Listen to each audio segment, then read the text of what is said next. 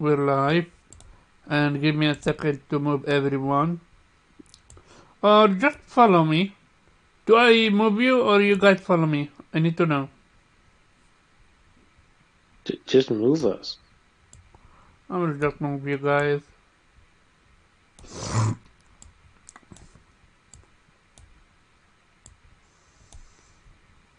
Sup everyone? Game Player episode 50! Ooh! Huh? Oh, no, so, yeah, we're absolutely light-handed. Margaret can't make it.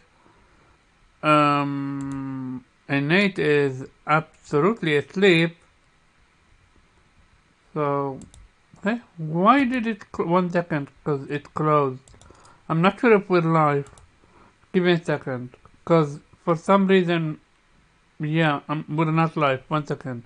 Yeah, Oh no, we are live. I No, can see it. it's weird because I started a podcast and For for some some, reason, yeah, no, we're yeah, live. we're not live. 1 second. Yeah. Oh no, Because my internet closed and the link where you're supposed to be live on Twitter, on YouTube for it. Oh, never mind. It didn't close. I opened a new one. Sorry about that. We're live. Stop everyone. This is episode 50. Again, can't stress it enough. Episode 50 and 2 people are not here. No, 3 people are not here. Give me a second to tweet this one out.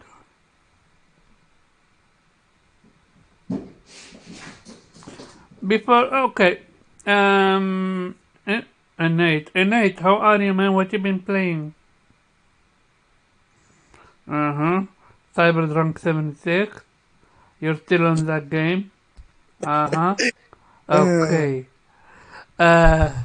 Thank you very much, Nate. That was very entertaining. Hey, Game in Despair. You know the link. Come join. Weeb, how are you, man? What you been playing?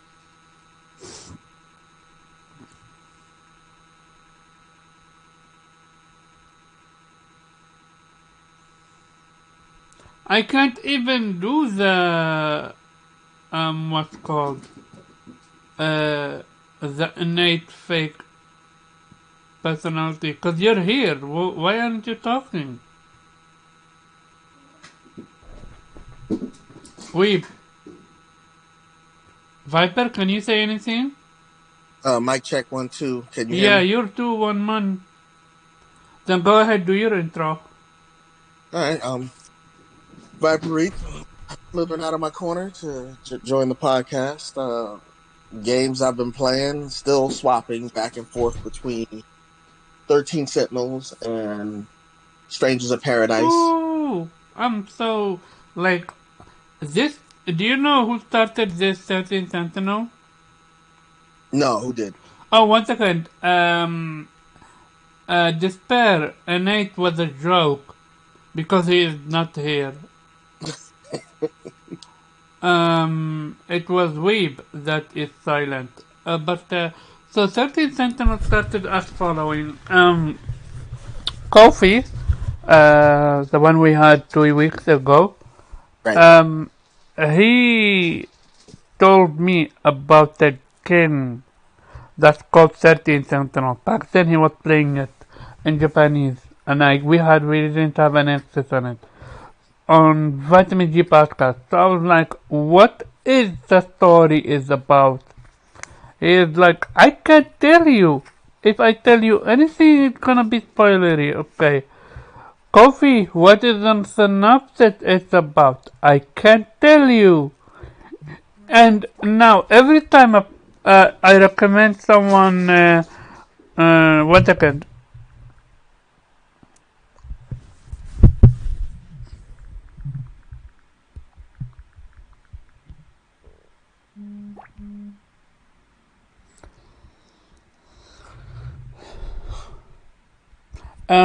Every time I connect, I recommend someone 13 Sentinels. Hmm. They always ask me what's it about. I can't tell you. Just give it a try. Mind you, there was a demo in Japanese. Can you If, hear me now? yeah, Yes. now we hear you. Okay, yeah, you probably screwed it up again, Omar. No, you did it because me and we and Viper we were hearing each other fine. It's just Yeah, you. you moved me again, and apparently that's N- yeah. no, you were still in what called in in We Live. Also, you have access to We Live. You can join in on your own. So glad you can do that. Yeah, Um, but you did move me, but then suddenly you couldn't hear me anymore, so it's your fault. Fine, I will take the blame. It's episode 50. Let's move on. Yeah, you Um, did. um. So, we still need Weeb. You played 13? What I was saying is the one who started this was me because I played it before you. Did you play 13 Sentinels? Dude, how dare you ask me that? I I'm a huge fan of Vanillaware way before you, and I played this game way before you. I was standing this on Twitter way before you. So Omar, no, I started this. No, you didn't start it. It was Kofi that started it. Cause I mean, trust me, I didn't trust even me, know about Kofi when I played that game. So no. Kofi, Kofi played it before you because he has the Japanese version. So he played it an entire year ahead of you. He started Uh, it. Um, yeah. So you went in blind, like all of us, For me? hey, or did you yeah. know what the synopsis was about? Oh, What were you are you talking? asking? Weeb, I'm asking you. I mean, I knew. I mean, I've been following the game since it wasn't out, so I kind of knew what it was about. Oh, you knew. Okay, yeah, no. I went blind and he went blind. Okay. So, Viper, continue your, what's called intro. Yeah. 13 Sentinels. I'm about 65% of the way through it. I just discovered that one of the names Izume is actually in conjunction with the SD Don't say Gundam. anything. We don't want to spoil it now. We're not doing that here.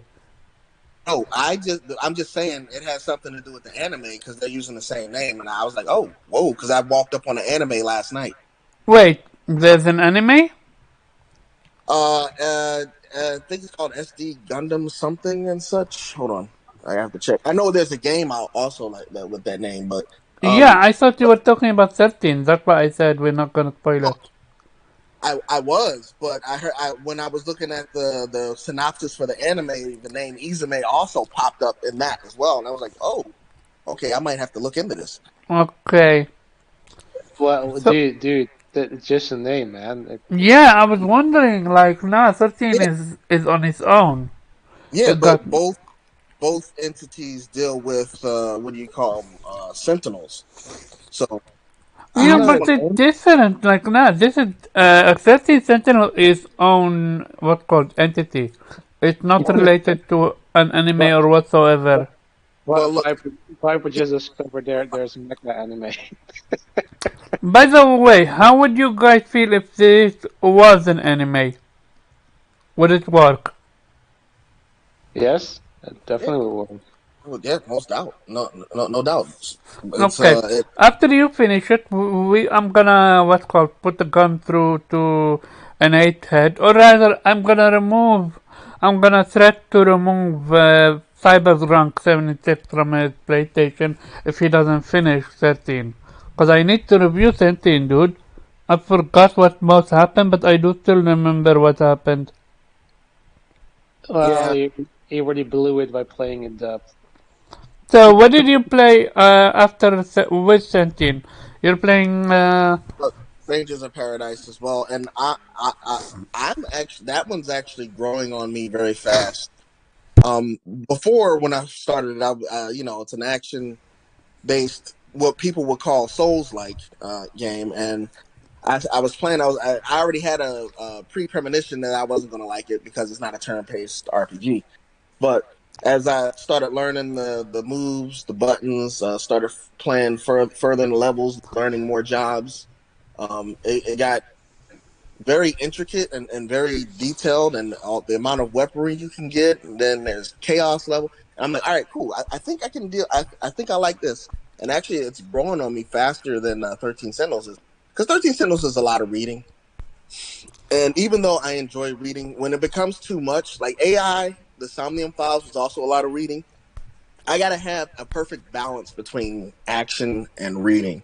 And if Mm-hmm. it's mostly reading, I kind of fall off. Actually, I fall asleep sometimes before, sort of Mm-hmm. like. Yeah, but But dude, if you bought AI Somnium Files expecting action, I don't know what to tell you, dude. no. I didn't buy it expecting action. I'm just saying. I knew it was a visual novel, but my whole ordeal is I like games that strike a nice balance. That's By all. the way, thanks to All Day is good. Are you All Day? Super Dimension Fortress Macros. That's the name of the game that you were talking about, apparently. No, Um, what? You talking about Macros? Macros is the it's was one of the main competitors to Gundam back in the day. I don't know anything new to this whole situation, so. But yeah, so But how far are you I'm in really confused. Why are we talking about Macros right no, now? no, no, Oh, no, and he's just naming the name. That's it. somebody in We the chat. we're moving on. How All far right. are you with Final Fantasy, and also are you gonna play the DLC? Because apparently there is a DLC for it. Yeah, I'm actually about, I'm gonna say 25% into it. I'm doing a lot of levels over because I want to get the best equipment. So I do the side quest twice, the main missions once, because the better Mm. equipment side quest. There's going to be a time where I have to do chaos level to, because there's some trophies attached to that. So Oh, okay. yeah. So an anime that inspired 13th Sentinel is called Super Dimension Fortress Macros. Okay, thank you all day. Then I'm gonna absolutely watch that anime. Hold on. That's bullshit. That's Uh-oh. absolute bullshit. What? It's not, no, it's bullshit because I've watched Macros. It's a mecha anime, but there's so many mecha anime. I mean, NGE is probably more of an inspiration to certain Sentinels than Macros is. Give me a second. Well, inspiration is inspiration. You can get inspiration from anything. You can get inspiration from my asshole to make a Gundam game. I mean, No, but it's pretty out there because there are so many mecha anime, and yes, it's a classic, but I don't see the connection between Macros and Yeah, yeah, basically. yeah. Here it is. The movies, mangas, and anime that inspired 13 Sentinels. 13 Sentinels Asia Dream creator George Kamitani has talked at length about development of the game, and in the process he mentions the numerous movies, manga, and anime that served as inspiration for the game.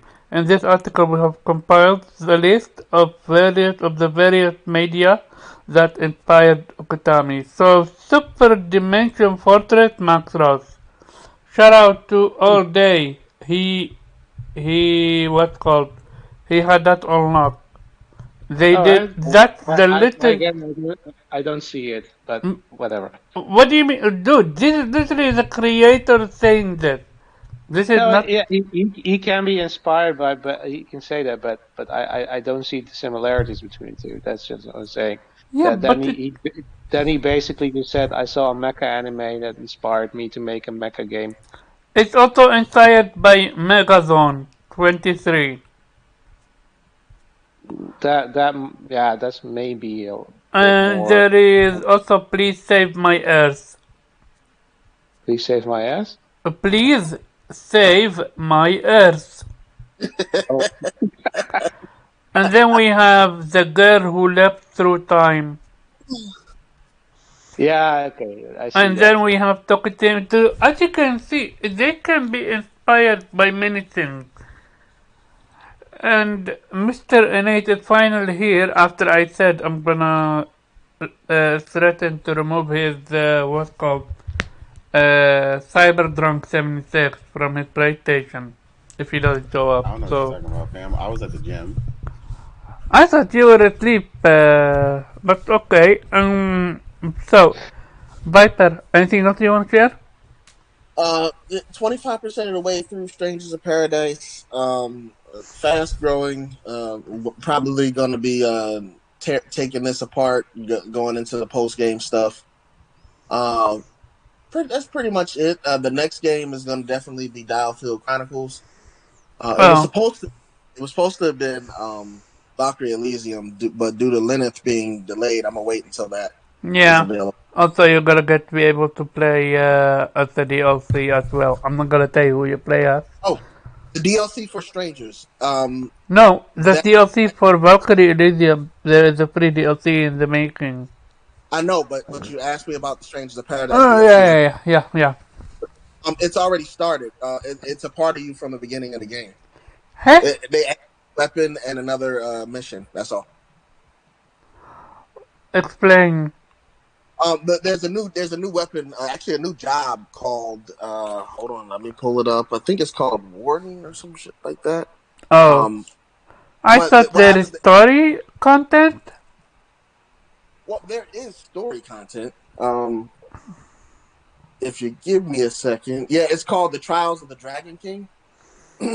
But in that Trials of the Dragon King, they also give you a new flail or something, and you get like a 2 or 3 new jobs. One called the Evoker, and another is called the Warden, or something like Okay. that. So as someone that you absolutely have told me over and over again, you hate Souls games. How are you enjoying this one? Because it's a Souls game, no matter how you slice it and Well, dice it. it does. Wait, you It talking doesn't. about One the person, game he's playing? one second, Innate. Go ahead, Viper, I'm then gonna go to you, Innate. The reason why it doesn't appear to be a Souls game to me is because you're not being Oh. penalized with every swing. You only get penalized on your stamina if you get hit. Now, if you're getting hit during your swing, you get penalized even more.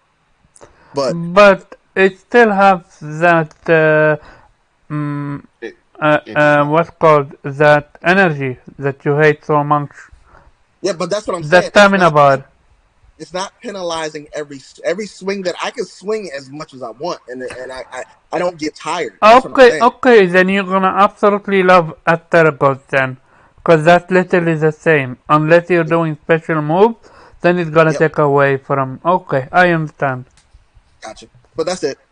Okay, and Nate, how are you, man? What you been playing? What you wanted to say about Final Fantasy Origin? No, I'm good. No, I was just saying you're 150% wrong. It's not a Souls game. Not even close. Eh, how? As someone who absolutely unequivocally cannot stand the ever living shit out of Souls games, it's not a Souls game. Not even close. Like I played the demo. Like I have the full game on PC. It is not anything like a Souls game. Trust me. So yeah, that's an absolute no. But I'm fine. Um, So and what is it then? I mean, it's not a Souls game. I'm just saying. Like he just kept saying it was a Souls game. It No, is no, but though. what's the genre then? I would say action adventure. Yeah, it's just like an No, action no, adventure no, ARP. no, no, no. So, It's oh not yeah, yeah. I don't action. mean it's not. I No, don't mean it doesn't have RPG elements and no, stuff no, like an no. Here ARPG is the thing. or whatever. But he Here's said why. Souls like Here is though. It's not that. no. Here is why it's a soul game. Because one, when you lose your soul, you die. You lose your soul. That's one. Number two, enemies hit like a motherfucker. They hit like a truck. Nigga, are you playing on hard? Cause like you the one always trying to play on max difficulty. No, no, no, no, normal. But it was in the beta. or alpha. I forgot which one I played. I have yet to Bro, play the full game, but I'm you just played a talking completely about. different game than me. No, but no. It's literally a Soul game. Enemies are hiding. Enemies hide in a blind spot. Enemies gang up on you and all that stuff. And their movement. It's literally a Soul game. How I know? Because I played Neo and I played Soul game. And I played Neo. Just because I hate them shits don't mean I ain't played them. I played all them hoe ass games. It's not a Souls like. How? It's Damn, bro. Fucking what the fuck is that mirrored ass Souls like game with the fucking machines and shit in it? Steel Rising. No, not that game. That's That's the that. recent example. Yeah, that's also a Souls game. No, I know that's a Souls game. That's not what I'm talking about. I'm telling you what is a Souls game. I'm telling you this one is not. So define a Souls game. I'm curious I'm now. not defining it, nigga. I'm telling you that shit is No, not no, a no, Souls no. I like. am asking you define a It's Souls not a game. define. You know what it plays like. It doesn't play like that slow ass piece of shit. Every single one of them all play the same. That slow, clunky ass fucking gameplay with the fucking roll mechanic. Like everybody knows what it feels like. It doesn't play that way. So getting penalized for dying and also enemies hitting you like a How truck. many games do you get penalized in for dying? That's No like a shit game ton of games. ever. It's Souls games that started it. No game has. That's some absolute bullshit, and you Not know to it. such degree where you lose your entire stuff. Like, nah. What? Okay, so this is where we played we played a way different set of games growing up because they didn't invent that shit. But anyway, I don't want to get stuck on it. Okay. So yeah, Cyberpunk obviously because I'm going for the platinum, and Boo. I know you a straight So, hater. how are you? So Yeah, I'm gonna hide until I get my own PC and then we're good. How are you with what's called, what do you call that? Are you playing as a new character, different character than you played with, in sense of, are you going a new route with the, I've played all the routes, so I so, went the route that I like the most. so this doesn't feel fresh then? This is just you No, it doing the does same because thing? I've never done every single thing in the game. To get the Okay. platinum, you have to do basically every single thing. So Okay. I've experienced a ton of new things in the game, as well as the new content that they added with 1.6, which is Oh. weapons, new storylines, a bunch of other stuff. And is So that yeah, it goes, mixed with the main game or is that yes, separated? that is all in the game. That's Uh, all mixed in. If so someone didn't know the difference, you would just run into it like normal content. that's brilliant. Yep. That's absolutely brilliant. Gotta give them that, because most of the time, in order to get new content, you need. Well, Assassin's Creed Valhalla did it. All of a sudden, what's called Viper have bought a single DLC, and apparently I did that DLC not knowing it was a DLC. Yeah, yeah. Valhalla is almost completely woven into each other. The only time you would know, I mean, number one, you'd have to know, like, but you transition to the DLC the same way you transition into like the Asgard or whatever. So Oh, seamlessly, basically woven into the game. Yeah. So gotcha. Assassin's Creed Valhalla did it really well. Yeah. And What? that is the point I was making about when people were saying live service games all need to be like they're all thinking they're multiplayer or multiplayer games. I was explaining that Valhalla is a live service game, but a lot of people don't know that because a lot of people didn't play it. Yeah. So what other games you playing? I'm just finishing up Xenoblade. I'll probably finish it this weekend. I'm not going to do all the after content and all that other mess. I don't have time. Nor do I find it interesting. Like once the credits roll, like this is something I had a whole conversation about Again, JRPGs need to stop the whole true ending bullshit. Like, I'm so sick of that trope. What do you mean? Like shit after the ending, like the credits rolled, like, and then they're like, oh, but there's like 30 more hours. Oh, that's Like, great. no, that's bullshit. What? No. I can't stand that dumb shit. No, you want more hours, nigga. Just, okay, you missing the point. Put the shit in front of the fucking credits, nigga. Like, don't tell me I beat the game if it's not over. You're not gonna. But most of the time, you're not even ready for that shit. No, you're missing the point. Put it in front of the credits. Like, stop telling me I beat the game if I didn't beat the game. Like, they get into the habit of doing this shit constantly. Which game is it now? It's like the same thing with the. Well, no, this is Xenoblade. There's like 5 or 6 heroes you can't access without beating the game, but there's nothing else after the game. Like, what would I go get them for? Yeah, no, that bullshit. You need content.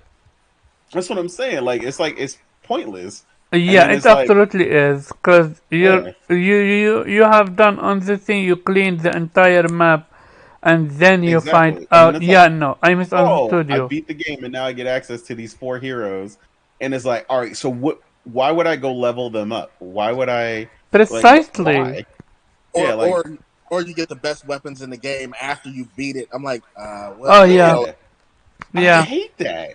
Yeah, I feel you with that one. That's what I'm saying. They just need to stop putting stuff so damn late. So, can you then remove a few points because of it? And is Forbidden West still on top? I would still think Forbidden West is still my game of the year. Yay! So until Ragnarok, that's gonna be a debate. Yeah, until probably Ragnarok. Yeah. I'm curious who's gonna outdo who with Ragnarok and Forbidden West. Well, we all agreed we took points off of Forbidden West for for the climbing. So that was super clunky. Yeah. But yeah, we'll see, man. I don't think God of War is gonna make any mistakes like that. So I'm interested to see what happens. I mean, we don't got much longer to wait now, so. Yeah, we're gonna talk about that going gold and stuff like that. Weeb, how are you, man? What have you been playing? I'm good. Been playing Dive Field Chronicle, and I've had a chance because I visited Gameforce today, which is basically the Dutch E3, I guess, if we want to oversimplify things, which gave me the opportunity to play a couple of upcoming games early. Yay! Yay! Yeah. I played One Piece Odyssey. Yay! Did you get the experience of Zoro having absolutely no map? I actually didn't. No, I didn't, because when Zoro joined the party, it was during a boss fight. So okay, gotcha. So how was it? It's actually pretty fun. I think the turn-based gameplay actually really fits One Piece. And English dub, Japanese dub, which one? It was Japanese. Okay, cool. Well, it was pretty fun that they've had. You can select all their classic moves. Yeah, and it's pretty fun that you have like also these fun moves, like Usopp's Wagumo move, right, where he uses rubber band but actually doesn't really do anything with it, but it still causes damage to the enemies. And a certain dirty move of Robin you can also use, so that's pretty cool. So I wonder how many moves you can totally use. But I am also wondering if you're gonna get new moves that are not canon. I would love something like that. I hope they don't, because I know you want that, but I absolutely do. It would make the game unique. Yeah, but it's unique enough that you can basically do all the moves, or at least a lot of the moves of the game, of the anime. Also, say the stupid moves, right? The fun moves that wouldn't really work if it was an action RPG or an action game. because how would you pull them off? But this is kind of fun. It So, is so far what I've seen pretty simple, but I think that's good. I mean, it's gonna get difficult later on. It's a JRPG. How is it with move depends on your distance? Cause I remember seeing that. Does that matter or no? Well, it not necessarily, but there are your position does it that let's say your position does determine like which enemies are closest. So when I was fighting the boss, like Robin was really far off, so she was so let's say the boss was way in the distance, but you could still attack it. So it don't think it really matters that much, except for enemies probably attacking you first. Okay, gotcha. Um, Evil West is next. How was that game? I don't think I'm gonna get this one. Why? Gameplay looked crisp as fuck. What happened? Yeah, it's one thing to look at and another thing to play it. It really Yeah, so didn't explain feel. it. How was it?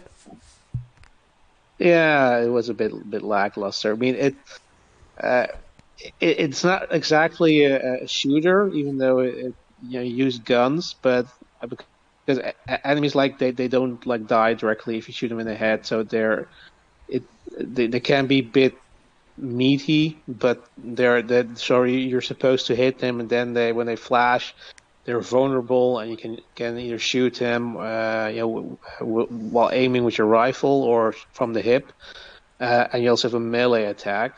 But it feels like they're trying to do too many things. Like you have like a dodge, but it's like a really short dodge. Like it can work because enemies aren't necessarily that fast unless they're shooting at you.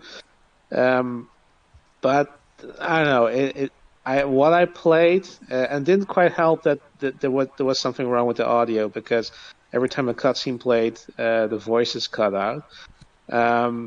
So I just skipped those. But yeah, I mean, I wasn't really feeling it. It didn't really feel anything special. Mm-hmm. The Okay. combat was a bit, That's a yeah. disappointment. We will see how the final game plans out to be. God Simulator, I guess you played. Yeah, no, it was too busy. So what else you played? You played One Piece. Uh, You played Evil West. Oh yeah, you played Requiem. yeah, Plague Tale Requiem. How was it? Yeah, great. It's very similar to the first game, which Did is a it good feel thing. upgraded, or did it feel like almost like a copy and paste? There are definitely improvements there. Like uh, some of the graphics definitely have been improved. There's like a particular section where you see like a tree yard, and it looks really good with the lighting and all. Also the voice, but I think that we already see in the trailer, like in the first game, everybody had a French accent. Now that the accent suddenly disappeared, so everybody's now British for some reason. Um, and I think I don't think that was in the first game because you can now combine items. So if you like you can craft you can craft incendiary items like fire that you can use to light torches, and you also have saltpeter that you can use to extinguish torches. But you can combine that with the jars that you can throw, so that you can now. At least I don't think that was in the first game that you can now use, for example, the extinguisher with a jar, so that you can extinguish the torches of a couple of guards within a certain area. So that sort of changes things up, I think. Other than that, it feels very, very familiar to the first game. Um, Yeah, I'm looking forward. I mean, I already pre-ordered, so I didn't really need any convincing, but it was kind of fun to be able to get a taste of it. Mm-hmm. Another game you play, or that was it? In terms of games I played, yes, I did have a chance to sit in at a presentation from one of the designers from Guerrilla, so for Horizon Forbidden West. Oh, cool, That was, cool, cool, cool, cool, cool, cool. yeah, Was it in Dutch or English? it was in English, Oh, but okay, interesting. And but it was, yeah. yeah, I mean, he talked about the design of the machines and how that worked. Some of the parts were a bit technical, so I think he lost the audience there, but it was quite interesting, and Mm-hmm. I think we saw some designs and artwork and early videos that I don't think Mm-hmm. I've seen before. And explain like the whole development cycle, like it took like a year for every machine new machine, like 24 new machines, and took a year to develop those. So they had to outsource and scale up, make sure that they could be finished when the game came out, rather than 24 years later. And what I kind of was interesting is that in for Horizon Zero Dawn, when they had to make the final model of the machine, they actually had to sculpt it like a physical sculpture, and they had to update it every single time when they changed the design or update the design. So because they had not, don't they have the software to actually be able to visually render it to see if this model was what they wanted, which they improved for Forbidden West, so they could do that digitally.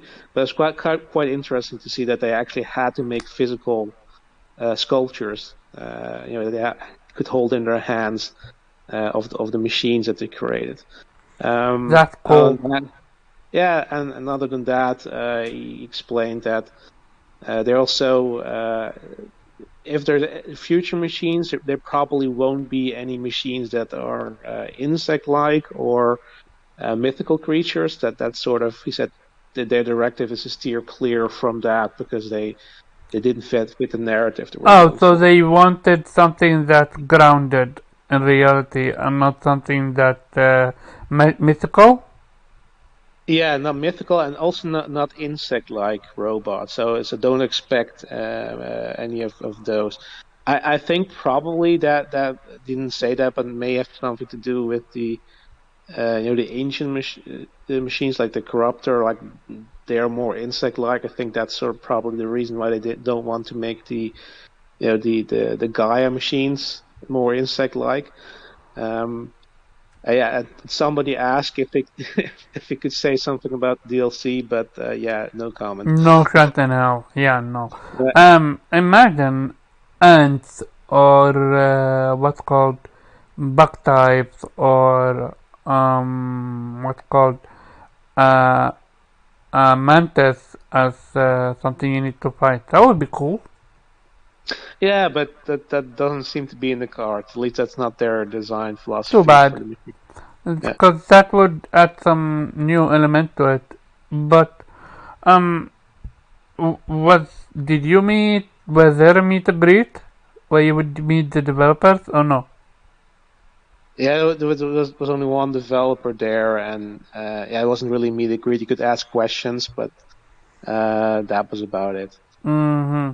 And did you get any goodies? Not from Horizon, no, but I did No. buy. In general.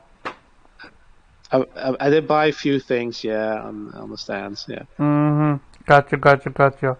With that being said, that is the end of G4. Which, thinking about it, I might attend it next year. We can link up. Sure. And what time did you go? What time did you arrive home? Because that also played a role. Yeah, it started at 10 or 9 if you had an early access ticket, but I went there around 12. I mean, and I was gone Oh, for. so you were not at the beginning. No, but yeah, it doesn't really matter. Oh, okay. And is it a 1 day only, or It's 2 days, so you can also go yeah, tomorrow. I thought so. It can't be just 1 day. Yeah. And for the people that are interested, the entry price is €18. And yeah, I might actually go next year. We will see. With that being said, as for me, so I got the platinum in Valkyrie Elysium. Congrats. That Nice. was tedious. I don't like. Here's the thing: if give it to me after I'm done with the game. Give me the cause you guys know people wanna go for the platinum if they enjoy your game. Okay, cool. So like, if you remove that, this game would have been great. Aside from the lack of enemy variety, which that's my biggest issue with it, and aside from it being a double A game, if you remove, because yes, it's part of what called it's not needed if you just want to finish the game. But why have it there then? It's not fun. This is not some go fight a boss and out outsmart him, outplay him. No, this is literally grinding for no reason, which frustrates me because why? What's the point? I already beat that game, I already did every single ending, so at least give me an item where I can get faster, better, what's called, more XP out of it, so I can level up my weapon faster. That would have been helpful, but no. So that's my biggest issue. Second, I now have access to more than 50 games on my PlayStation. I got my SSD. And you guys know I love that meme. Every single person doing installing an SSD, he needs to be a rocket scientist or whatsoever. You also know I keep it real. I always need to start a YouTube video to watch how you open the PlayStation because it's delicate and I don't want to mess it up. I always forget which plate you need to start with, but maybe now I got it. I understand how it is going. Second of all, I had to look up the video how to install it because as much as it was clear, removing that circle iron, that was not clear. I had no idea you need to do that. So, question: am I the only one that watched a YouTube video about it? Yes or no? Innate. No, I mean, I watched the YouTube video to open it originally. I mean, Okay. I don't do it anymore, No. but yeah. And for the SSD? No, I mean, I already, because I mean, I build PCs, so I already knew how that worked. Okay. Yeah, Gotcha. I was good to go on that. But yeah, Gotcha. Weeb? Well, I've seen the video when they announced it that you could put a SSD in. So I knew how to do it. I do agree with you. I always have to look up how to remove the plates because I never remember which direction I have to push and pull it. So Precisely. And it almost feels like it's impossible to remove without breaking it. But yeah, when you that's I have to say the same. Yeah, I do want to be careful with that. But yeah, precisely. The SSD is pretty straightforward. I mean, it's pretty Mm, hard to make a mistake but with. Viper? Oh, most definitely. I got to look at a damn video just to get the plates off. Okay. every and I clean mine like once every 4 or 5 months.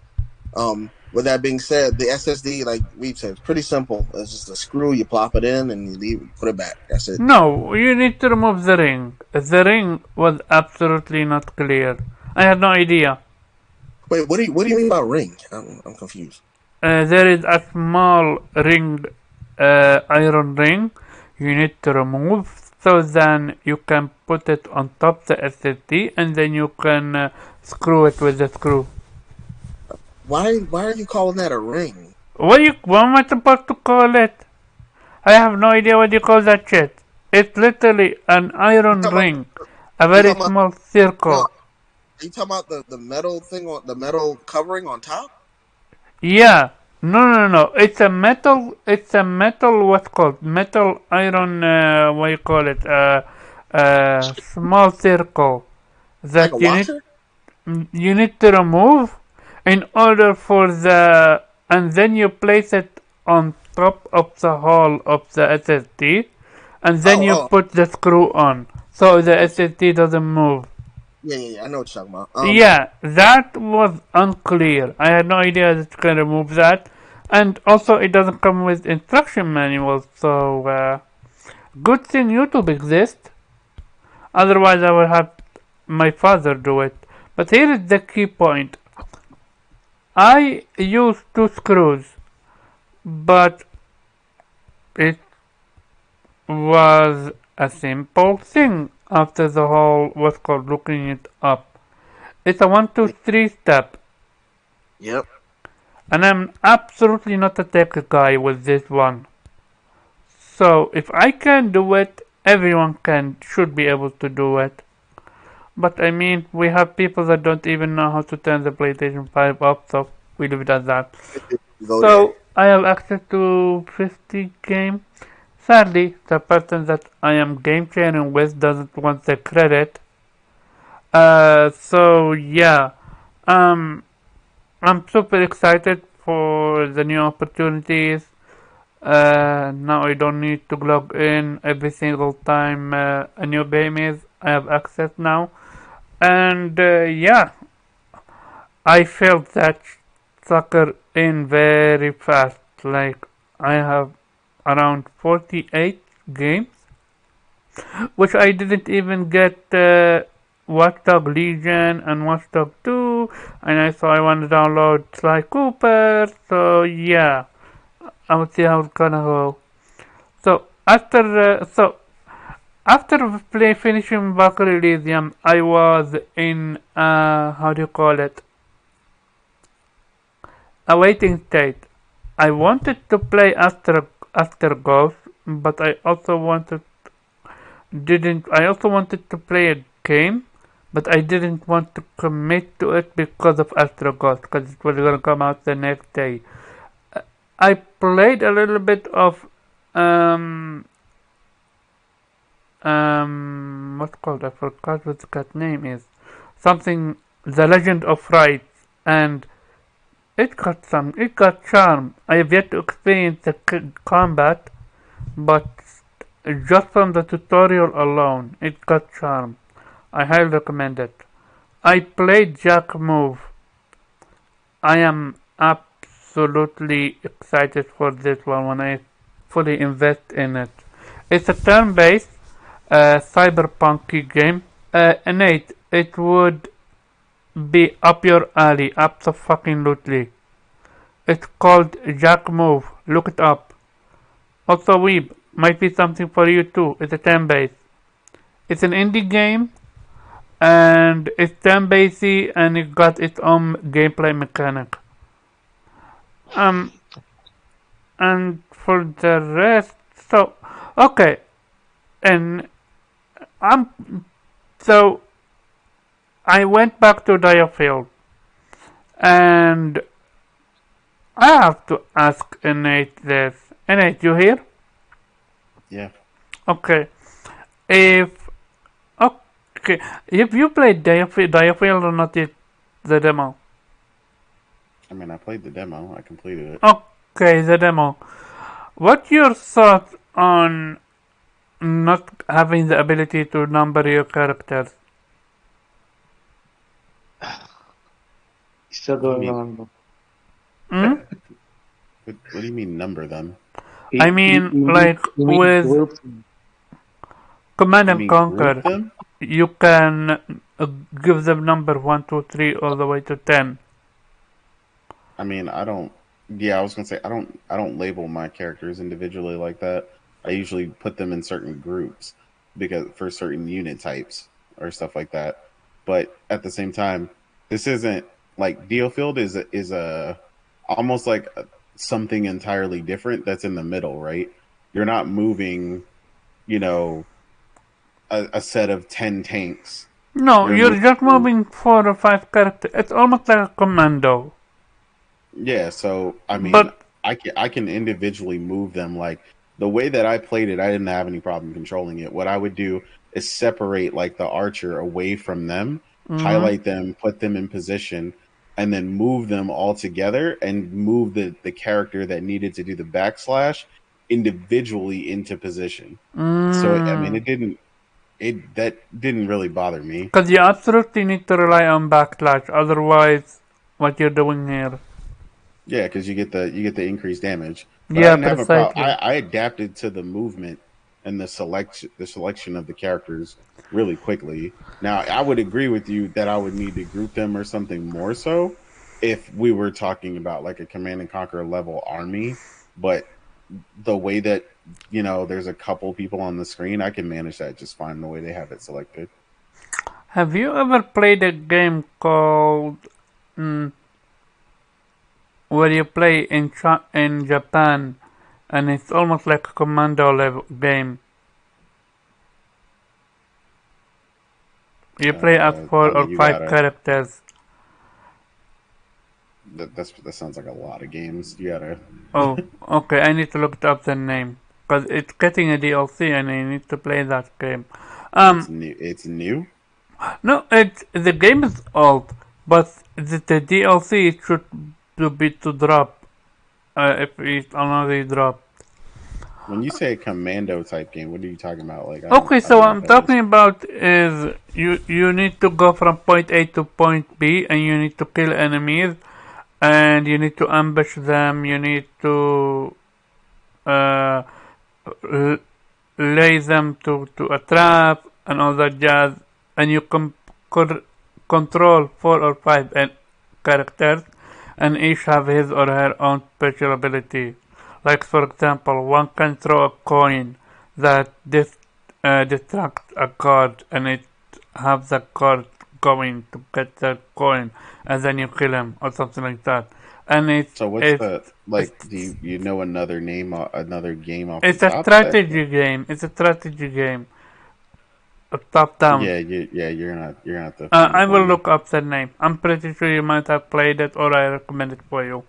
But yeah, before we start, shout out to Stranded Gaming and shout out to All Days is good and shout out to Harry 10. Um, First topic is going to be, yo, someone stole a PlayStation 3 dev kit. Did you guys hear of this story? I mean, I think I saw that on the timeline somewhere, but like I ignored it and just kept scrolling.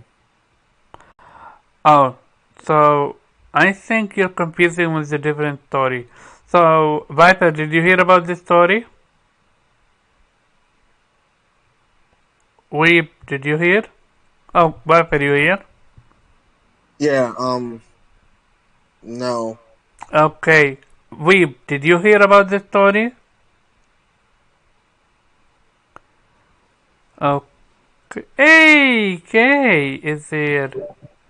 Hey, How are you, lady? I'm doing good. How you guys doing? Good. One second. Stranded. I'm gonna rant about Bleach.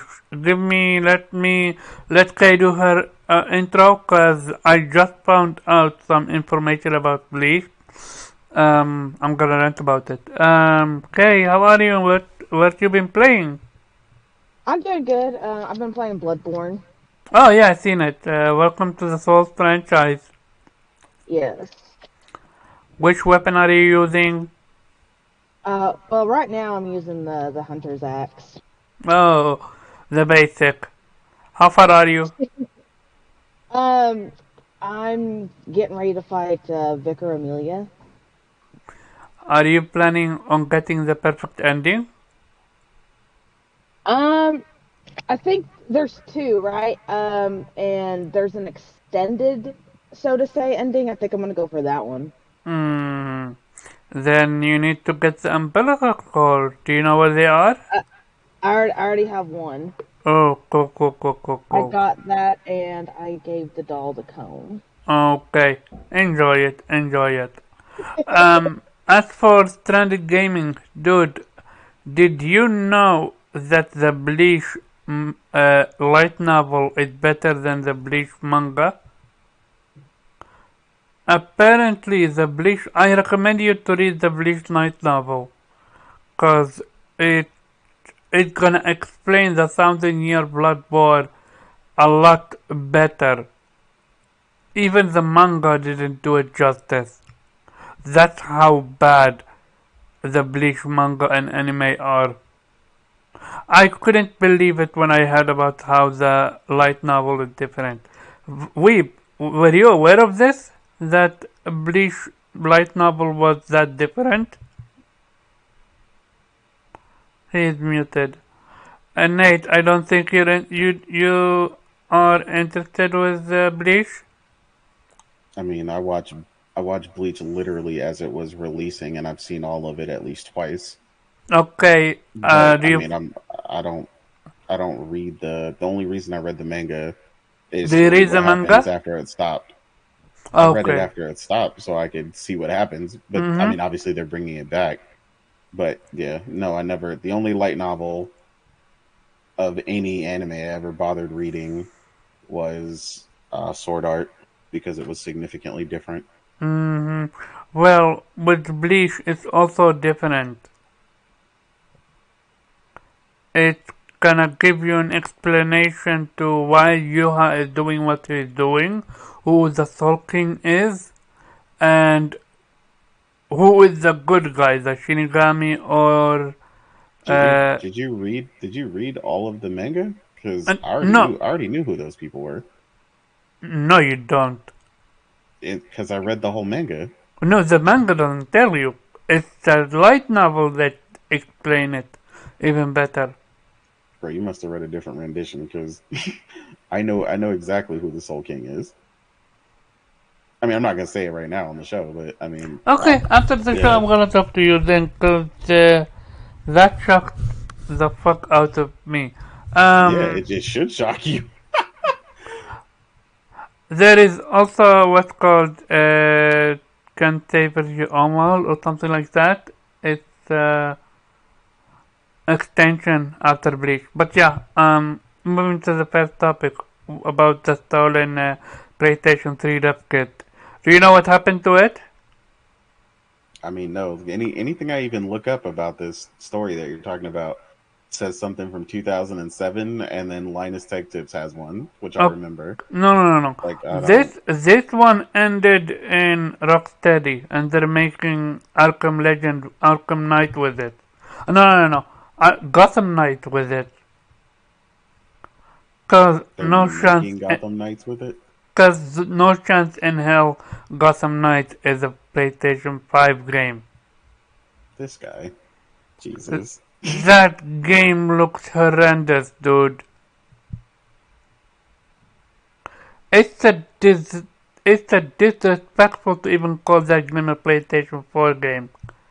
That looked like a PlayStation 3 game. What's up, Nelson Gaming? What happened, Innate?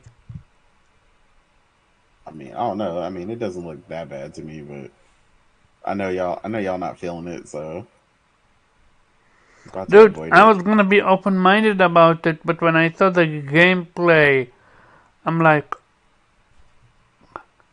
I played every single Gotham game. Yeah, I have them all And on PC and PlayStation. Gotham Knight look better. I don't know. I think we just gotta wait to see this game release because I don't. Some of the footage I've seen from people who have the game, like it's like bad quality uploads. I So don't believe it's I a don't know. backlog of all. I believe this game is gonna be stepped down from what's called from Gotham Knight and Batman Origin. I mean, it could be. I mean, everybody. I mean, it's not Batman, so that's already enough of a step down for some Yep. people. That's what I was gonna say. Did it for me? No, It's I not don't Batman. mind. I don't mind it not being Batman because we all know Batman gonna come, be alive in this, and he might be something you unlock at the end or something like that. Well, once again, and to Nate's point, why? I mean, maybe He- mid game you can have access to him. I don't know. I have yeah, not. I have not read the Court of Owls comic, but this is Batman. You're not gonna kill Batman. I'm sorry.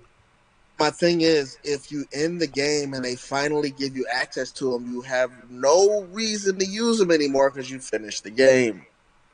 Oh yeah, yeah. Unless What were they you give guys you talking access about? to him mid game, then you I do. mean, that's a possibility, but I have all the Batman ones too: Arkham Asylum, Arkham Knights, all, and this is one I skipped on. So how does this game look? To me, it doesn't feel like a next gen game.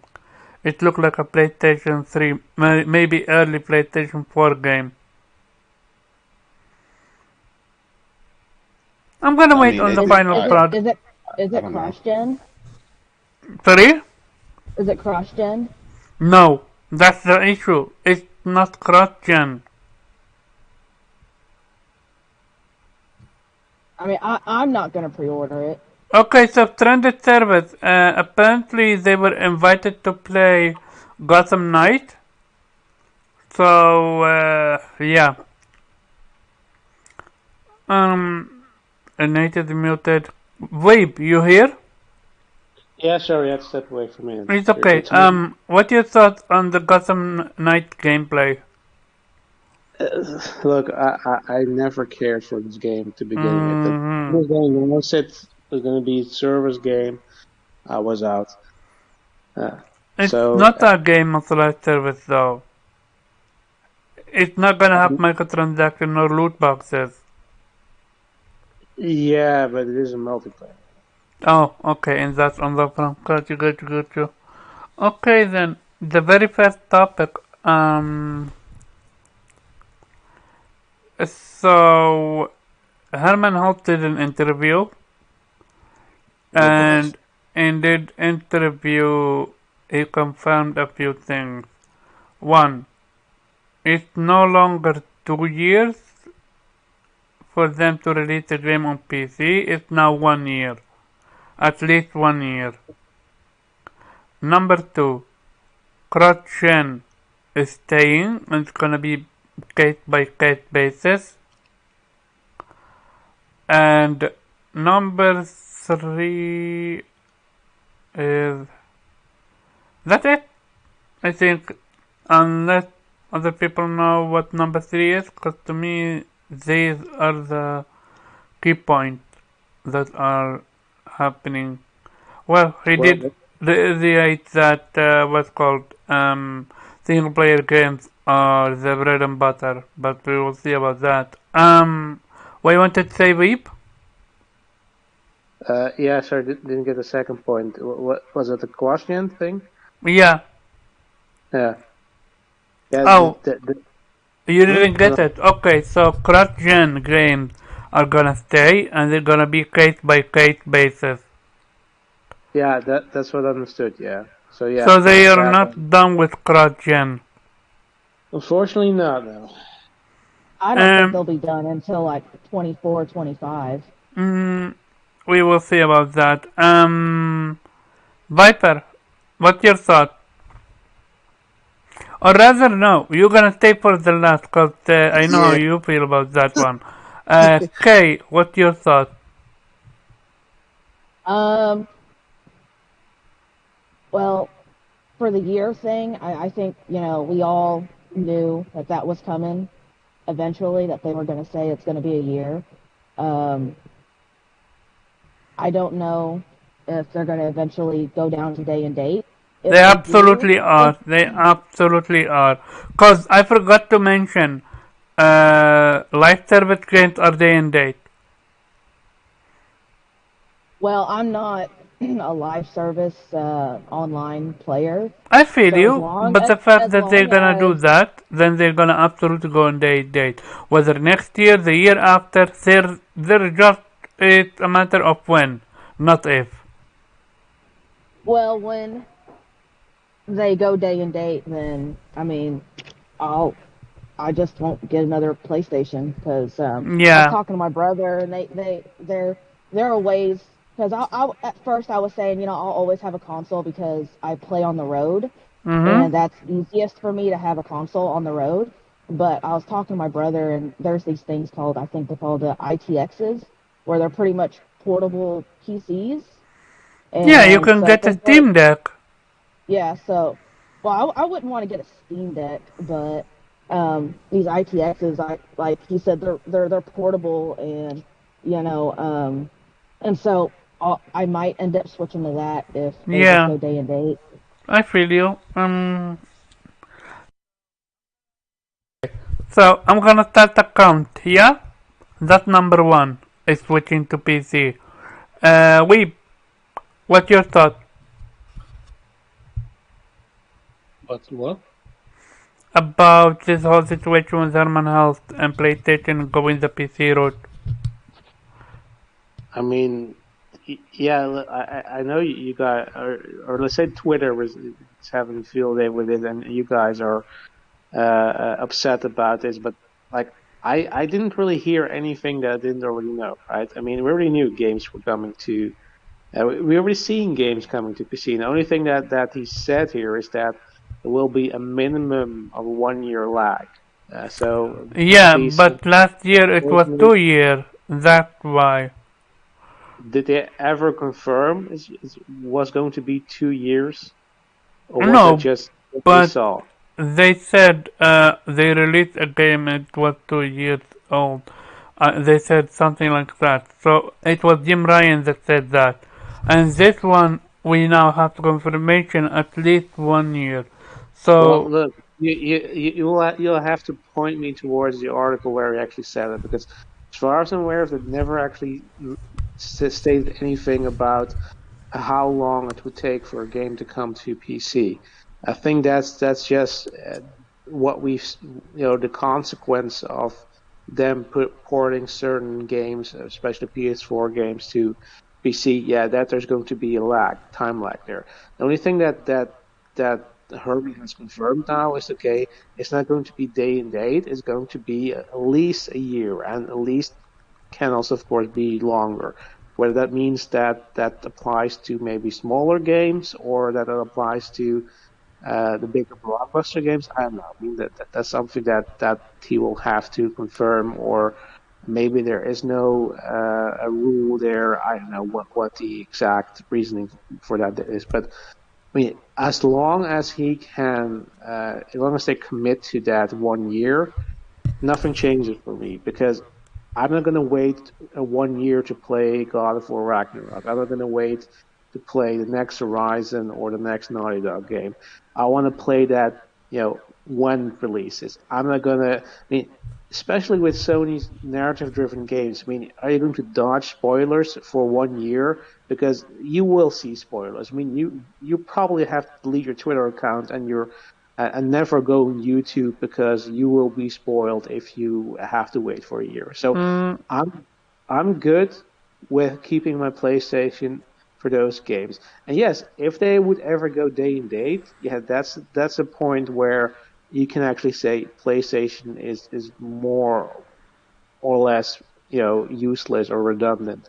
I say more or less because even though their games, their first party games, would then no longer be timed exclusive to their platform, there are still games that are, coming to PlayStation either exclusively or first, or have some weird sort of cross exclusivity, as in they're maybe on PlayStation or Switch and come to PC later. I mean, those kind of things happen, and there you also have the problem. Okay, yeah, either you buy it for Switch, but it's probably going to be an inferior version, or you're buy for PlayStation, or you have to wait. But I generally don't like to wait.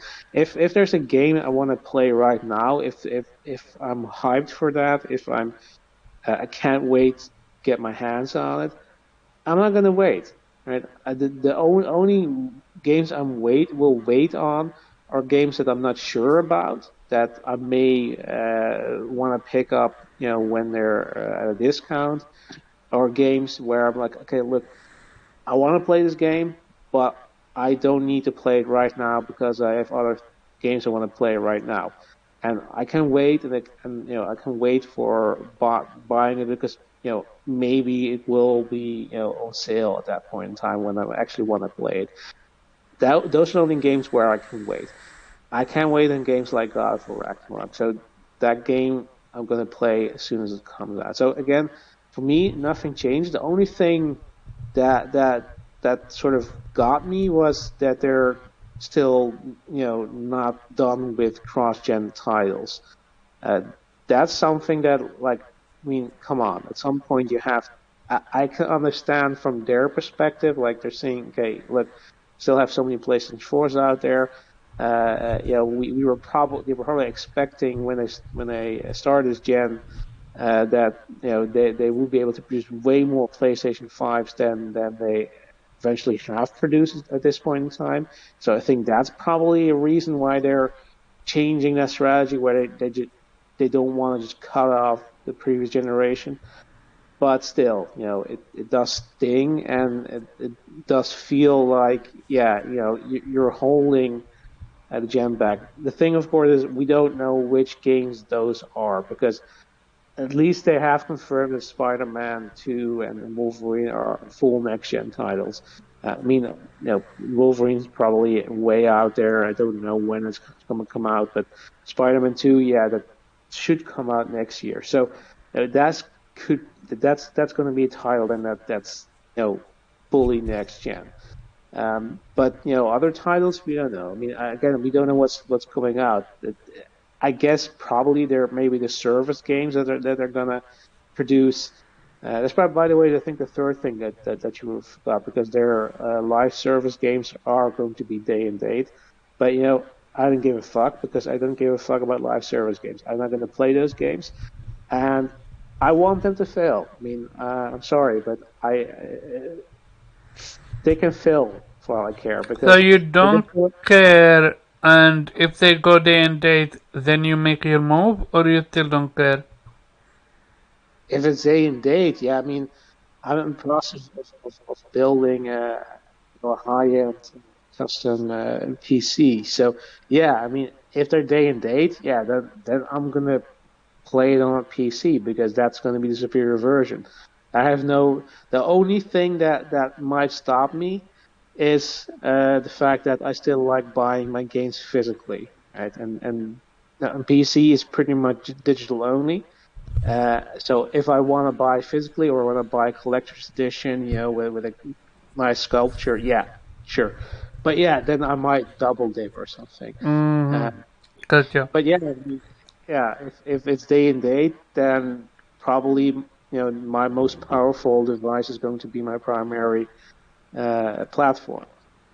But at the moment, I don't really see any reason to panic or move, because a year is too long for me for a lot of their titles to wait on.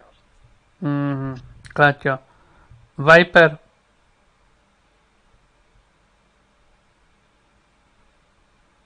Sorry, I was muted. My bad. I'm unmuted now. All right. Where do I begin with this one? Well, first of all, cross-gen is fuckery within itself. Yeah. Yeah. I agree that there's a lot of PS4s out there, and at the beginning of each generation, they usually cross-gen, but at some point you got to leave it. Dude, mentioning that, and I even please continue. PlayStation people, even people are not buying games on PlayStation 4. They're actually waiting.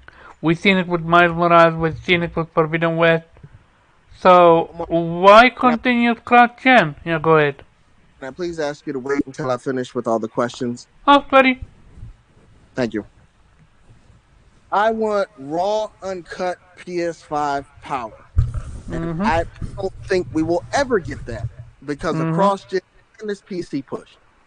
You cannot tell me that the developers don't have a bug in their ear to make it easier to port the PC. Exhibit A is God of War going gold. It has at least 3 known PC porters helping. Mhm. So at that aspect, I guarantee you we will never see how far they can push this damn thing. Mhm. Because you think Spider-Man is gonna be PS5 only. You're wrong. It's going in a year or a little after a year. So two, I understand there is a wait of 1 year, except for the live service games. But I'm here to tell you, though all games are going to be forced to go day and date, and here's why. The average gamer, not hardcore, the average gamer including casuals, will wait a year, especially if they have a nice chunky backlog. Then you have piracy. Guaranteed piracy is going to skyrocket. So with people waiting and piracy going up, that's less money in Sony's pocket up front for that game. I know some people may say, I can wait. That's you, and you are the minority. The casuals run this shit. Trust me and believe. I plan on waiting. So I'm going with that movement over there because the more my thing is, if I can save money, I will. Um, I was a staunch supporter in ordering pre-orders, ordering games and buying a lot of games off the store. Now, does that mean I'm going to stop buying games off the store? No, I just bought 6 games today, but it wasn't a pre-order and it wasn't $70 because I'm trying to vote with my wallet here. Whereas before, I would buy and pre-order everything under the sun. Now, also, less money for making games and take into account the 1080 Ti's that's out there means quality will start to dip. In addition to the number of games developed at one time, all the while piracy still shooting up. And at some point, the demand for PlayStation games will get weakened because piracy and all this other stuff that's working against them. So what are they? They're going to be forced to go day and date with everything because they ain't going to have the money they need to continue making games up front. We've seen this with Xbox. I don't know why they're doing this damn PC push. Mhm. Are you So done? yeah, so I know a lot of people out there sometimes get butthurt when I say more gamers will wait than the hardcores, and it's fact. The casuals run this shit. Otherwise, they wouldn't be doing this. That's all I got to say on it. Mhm. So 1, 2, 3, 4, 5. Peop- so PlayStation, you just converted 5 people to PC. Congratulations, because I'm one of them. I'm building a PC, and I'm getting to PC. If you, because here's the thing, but Weep, I get you. You're hopeful. I don't do copium or hopium. I have seen the writing on the wall, and I accepted it, and I moved on from it. Okay, you call it copium, but I call it what you're doing basically. No, Uh, no, no. The copium was the wrong word. Hopium, I wanted to say for you. Oh my god. Because you're hopeful. You're not coping. You're just hoping that it would stay well, like that. I'm just sticking to what we know, and I don't really see it logical that they're going to go day and day because they know exactly what the Dude, consequences would be. PlayStation was never logical to put the games on PC in the to begin with. We're dealing with a different set of people. This is a different PlayStation.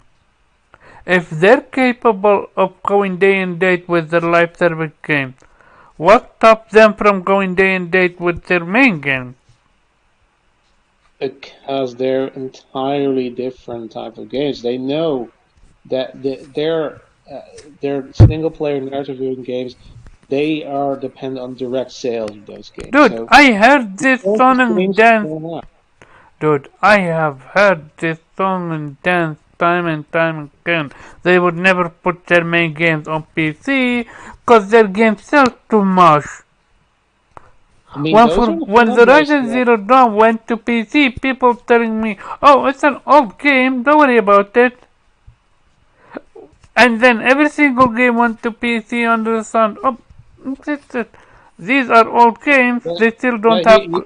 Yeah. here's the problem with your argument is that it's very black and white because you're saying that because people have said they're not going to put their games on PC, and they are putting their games on PC, and now because they have put a single game on the PC, it shows that they're putting everything on there. You're assuming that that means that they're going to put it day and date. And I'm not seeing that right now. I mean, if they have a different strategy in mind, or if in the future, they're forced to do that, okay.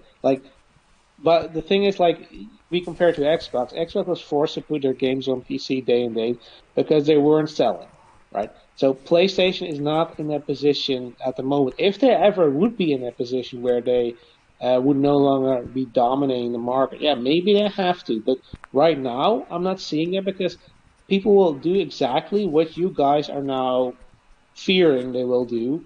They will move to PC because there's no incentive there. There's no reason for them to stick with PlayStation because the games are the reason why you have a console, why you have a PlayStation. If that's Mm. not there, yeah, you don't really have any reason to buy the console. But that's why they will stick with that because the same reason they're not going to put their games into the services day and date is because their IPs are too valuable because they have a different strategy. I mean, Microsoft can do this because they can throw money at the thing because they have the money, right? They have so much cash that they can just do this. Sony can't do this, right? It's not. They're a different company.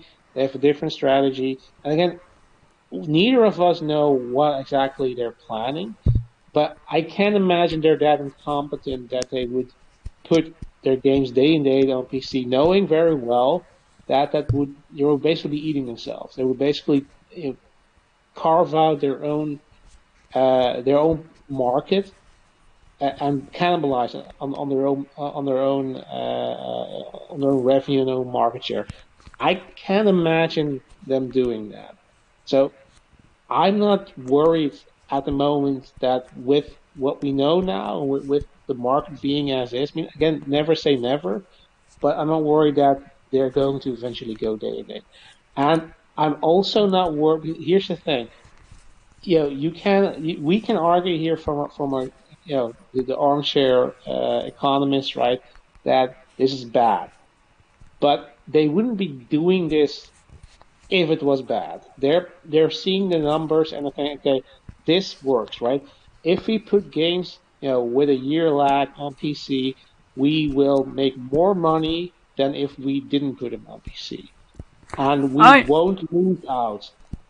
And one. even if there are people that are waiting, is that the thing where I disagree with Viper? I don't think that the majority will wait. I will. If people are already on PC, right? If you have a PC, yeah, sure. PC gamers will wait. That's also the reason why they're putting all their games on PC because they realize they're not gonna come to PlayStation. They're gonna buy a PlayStation if they don't want to play the PlayStation exclusives. They're gonna wait until it's there. So that's the reason why they're putting their games on PC. And Okay, then can are I you done? finish? I thought you were No, done. Sorry. Go ahead. because you keep interrupting me. Now, but the point is here again.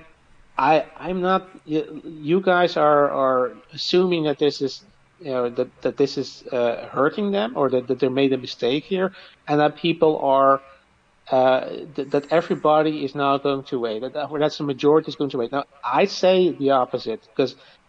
And I think they have those numbers that will corroborate what I'm saying is that the vast majority of people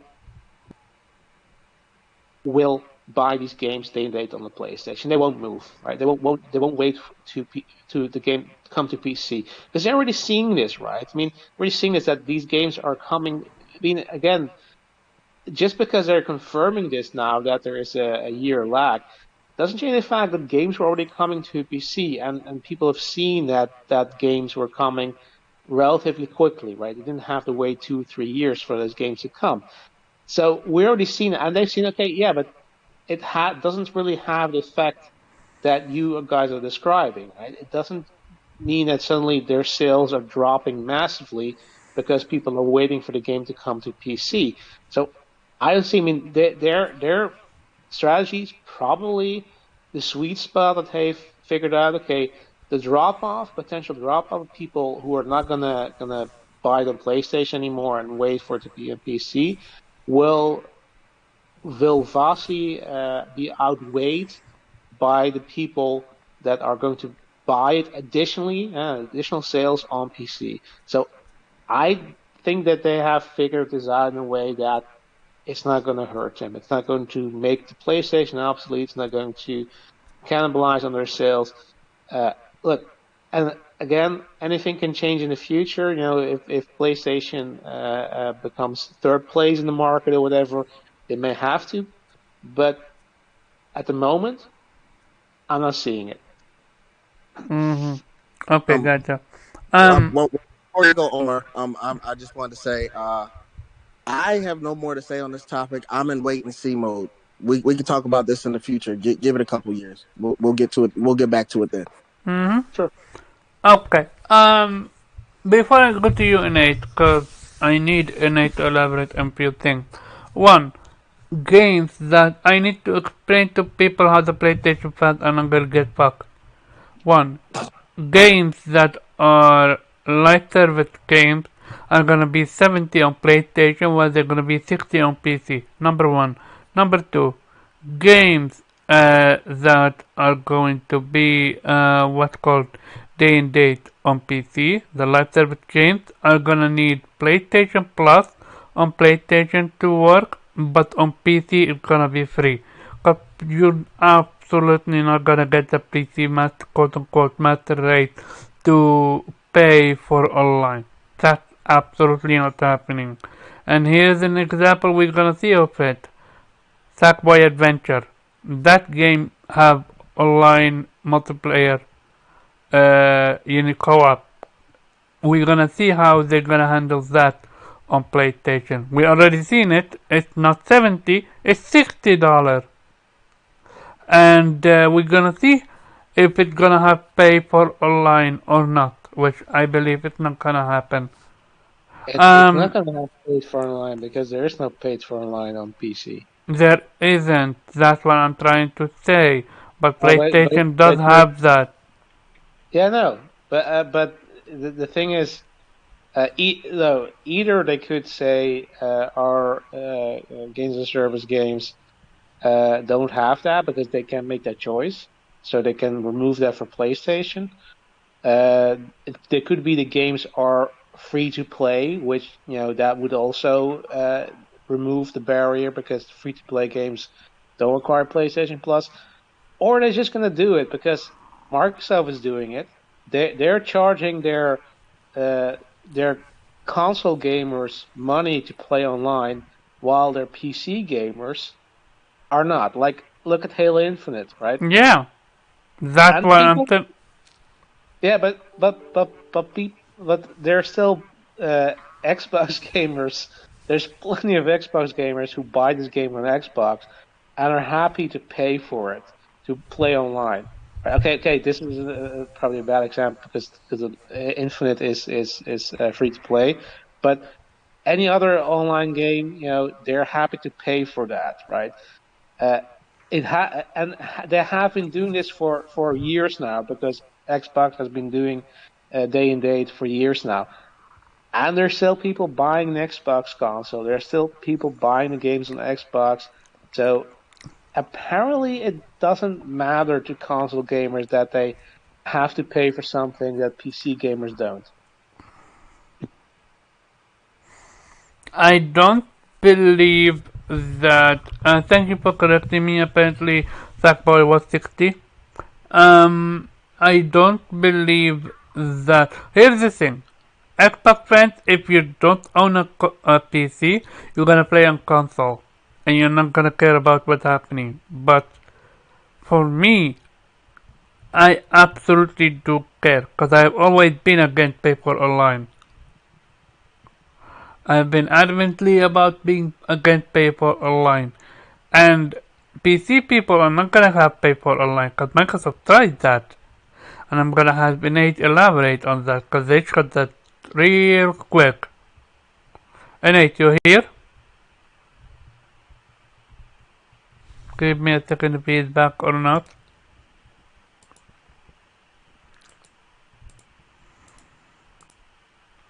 He's not back. When he's back, we're gonna touch upon it, because I need to touch also upon the PC thing and also the cross-gen thing, but I need someone like Nate. Unless you, Weep, can elaborate. Do you know if there are consequences for what's called building your game for PC and needed to targeting older audience, like for example the 1080s, 1060s card? Well, what I don't understand the question. The question is with I got them. you. I got you. I'm back. So, Oh, so he's basically, back. he's asking the question. He's asking the question if it's like building for lower end PCs is like building for a lower end spec hardware, like the Ah, Xbox One. And I told No, him, no, I had told him it's not. my question is if building for, if the Yes, if need it's going to to build it. compromise it. Yeah, precisely. No, Is it gonna no, compromise? no. They don't design them that way because it's not a there's no hard line spec for a lower end PC. They just create the lowest end, like they create the game, right? And then they go, this is as low as it can go. If you turn down the textures and you turn down like whatever the very lowest setting is, it is designed later. You see what I'm saying? Like you can turn down the textures, you can turn off MSAA, you can turn off a bunch of individual settings to tune it for your base, the lowest PC possible, right? But the reason that's not the same is because they don't design it for PCs that are beyond it, right?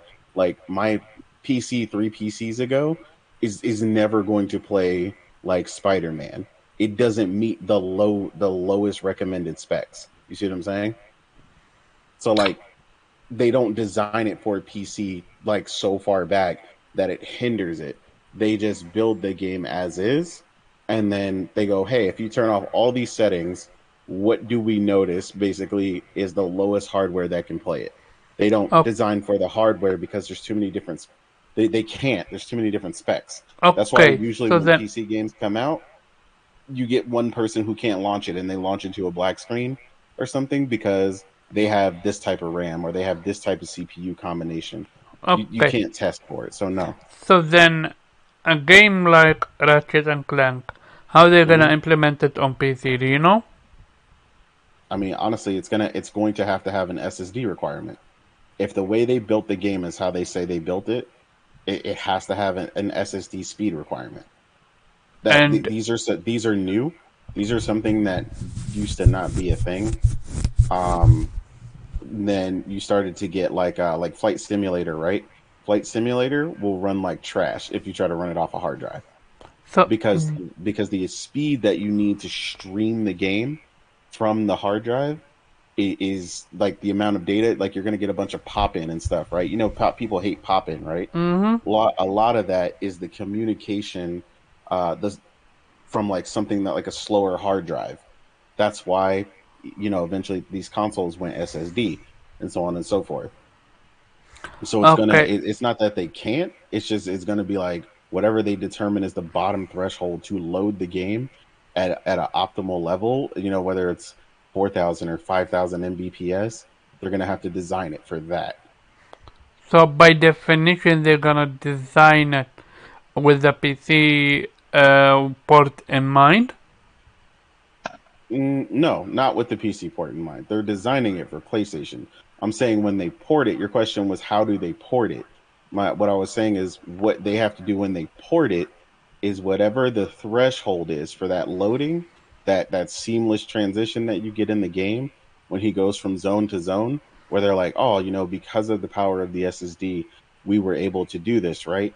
Well, if they port it to PC, then they have to uh, A different design it way, with that in right? mind. No, no, not a different way. You're missing the SSD in the PS5 is not unique, right? You just installed an SSD, right? In yours, right? You can run Ratchet and Clank off that SSD. That is a hardware item you can put inside your PC. But what you're missing is, right, when I explain this about SSDs were not traditionally the speed of these SSDs. These are Generation 4 SSDs. Like these are basically the latest SSDs. So I have multiple SSDs in my system, right? There is only one SSD in my system that is fast enough to be compared to the one inside my PlayStation. And it's still not faster than the one in my PlayStation. You That's see what I'm so. saying? And so, a laptop like yours, a 3080, will it be able to run Ratchet? Absolutely. So Yeah, they just easy. need to find an what's called a way around the I/O, the custom Yeah, I/O. so what you're yeah, it's not like that like all that stuff benefits the PlayStation, right? What you're talking about is the benefit of optimization inside the hardware as it communicates to the CPU, as it communicates to the SSD, so on and so forth, right? This is something that PC builders do inherently. This is why I always mention like when I tell people, they want to build it or they want to spec it, you don't build like an imbalanced PC, right? You Mm-hmm. don't build a PC with a 3090 with $100 CPU. You see what I'm saying? That's what Mm-hmm. you're talking about. So PC people have to do that inherently because otherwise your machine will have a deficit either way. Like it'll have a disadvantage. It wouldn't work properly. So I'm just gonna flat out say it. Will with PlayStation now committing to PC, Hmm. and their developers know that this game needs to be ported to PC in a year or two.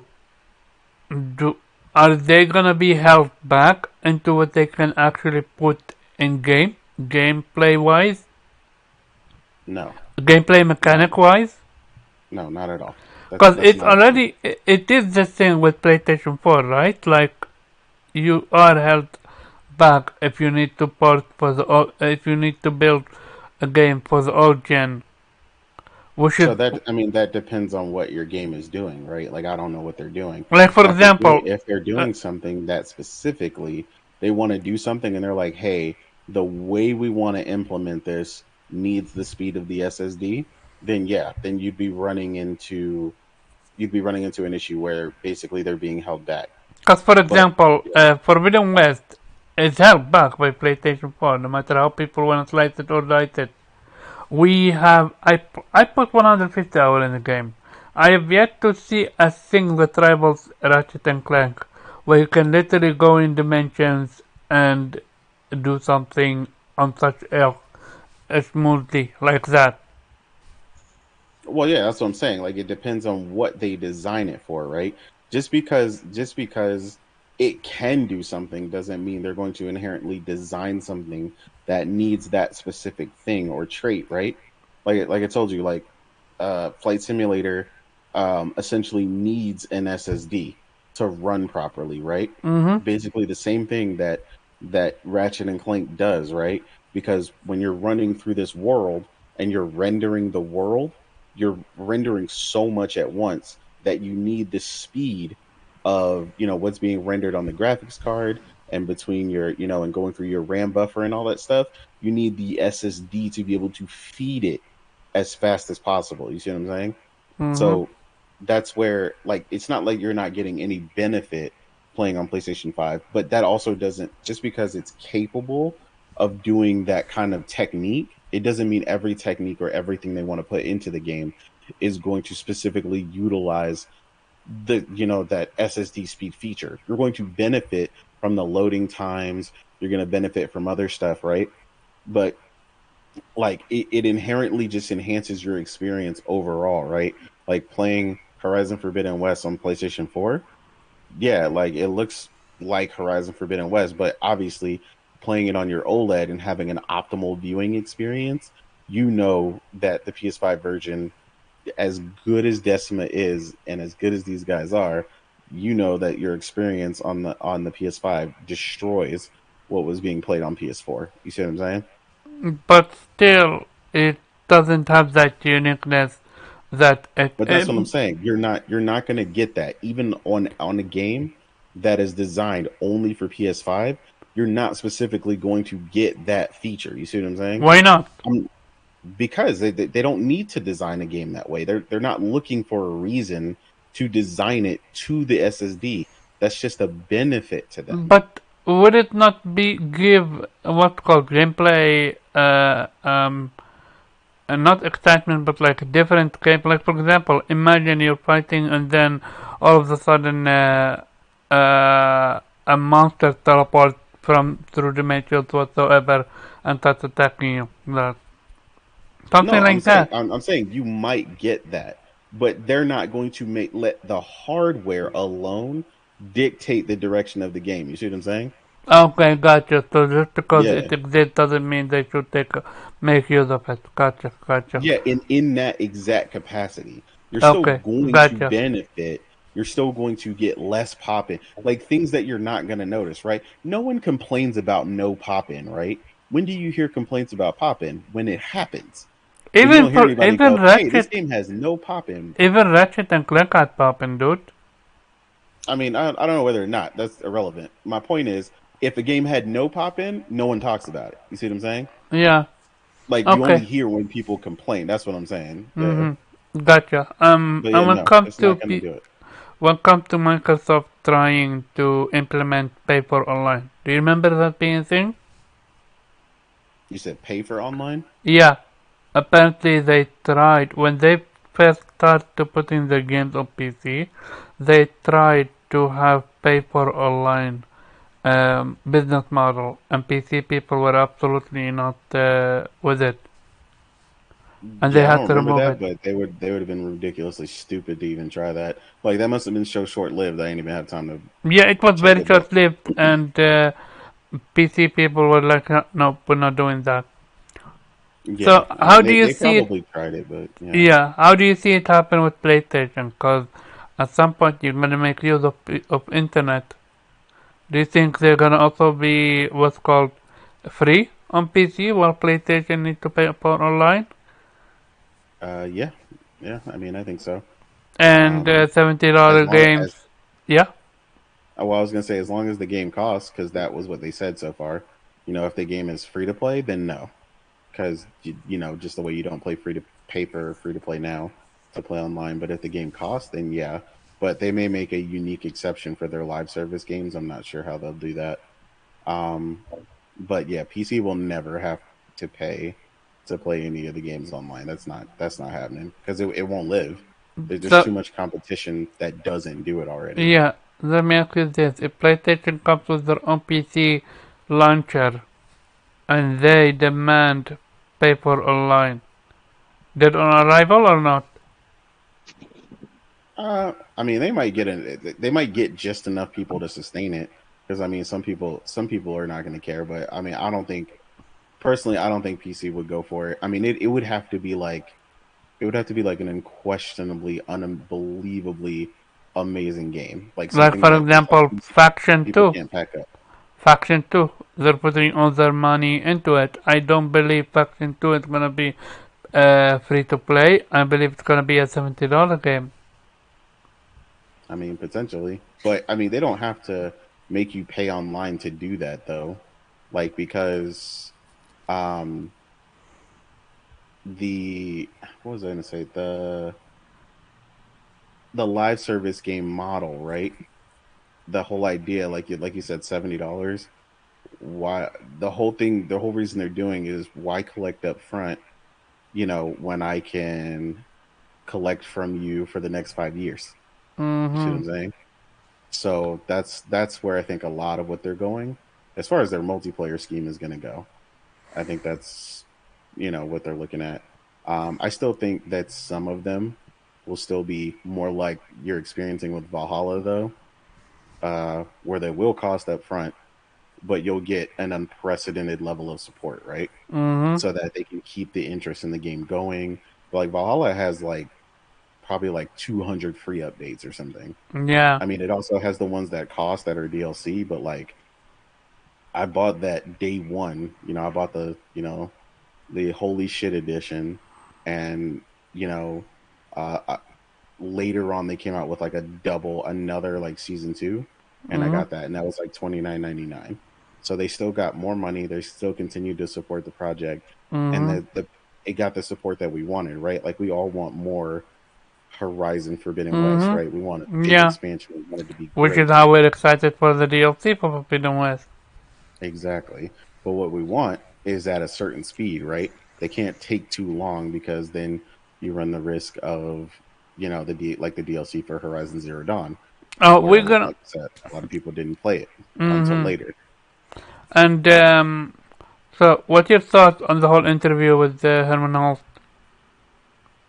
Uh, I mean, to be honest, it's just typical PR nonsense. The way Really? he's talking, Because he did yeah. share some information about them not being done with CrossGen, which again, fuck you for that.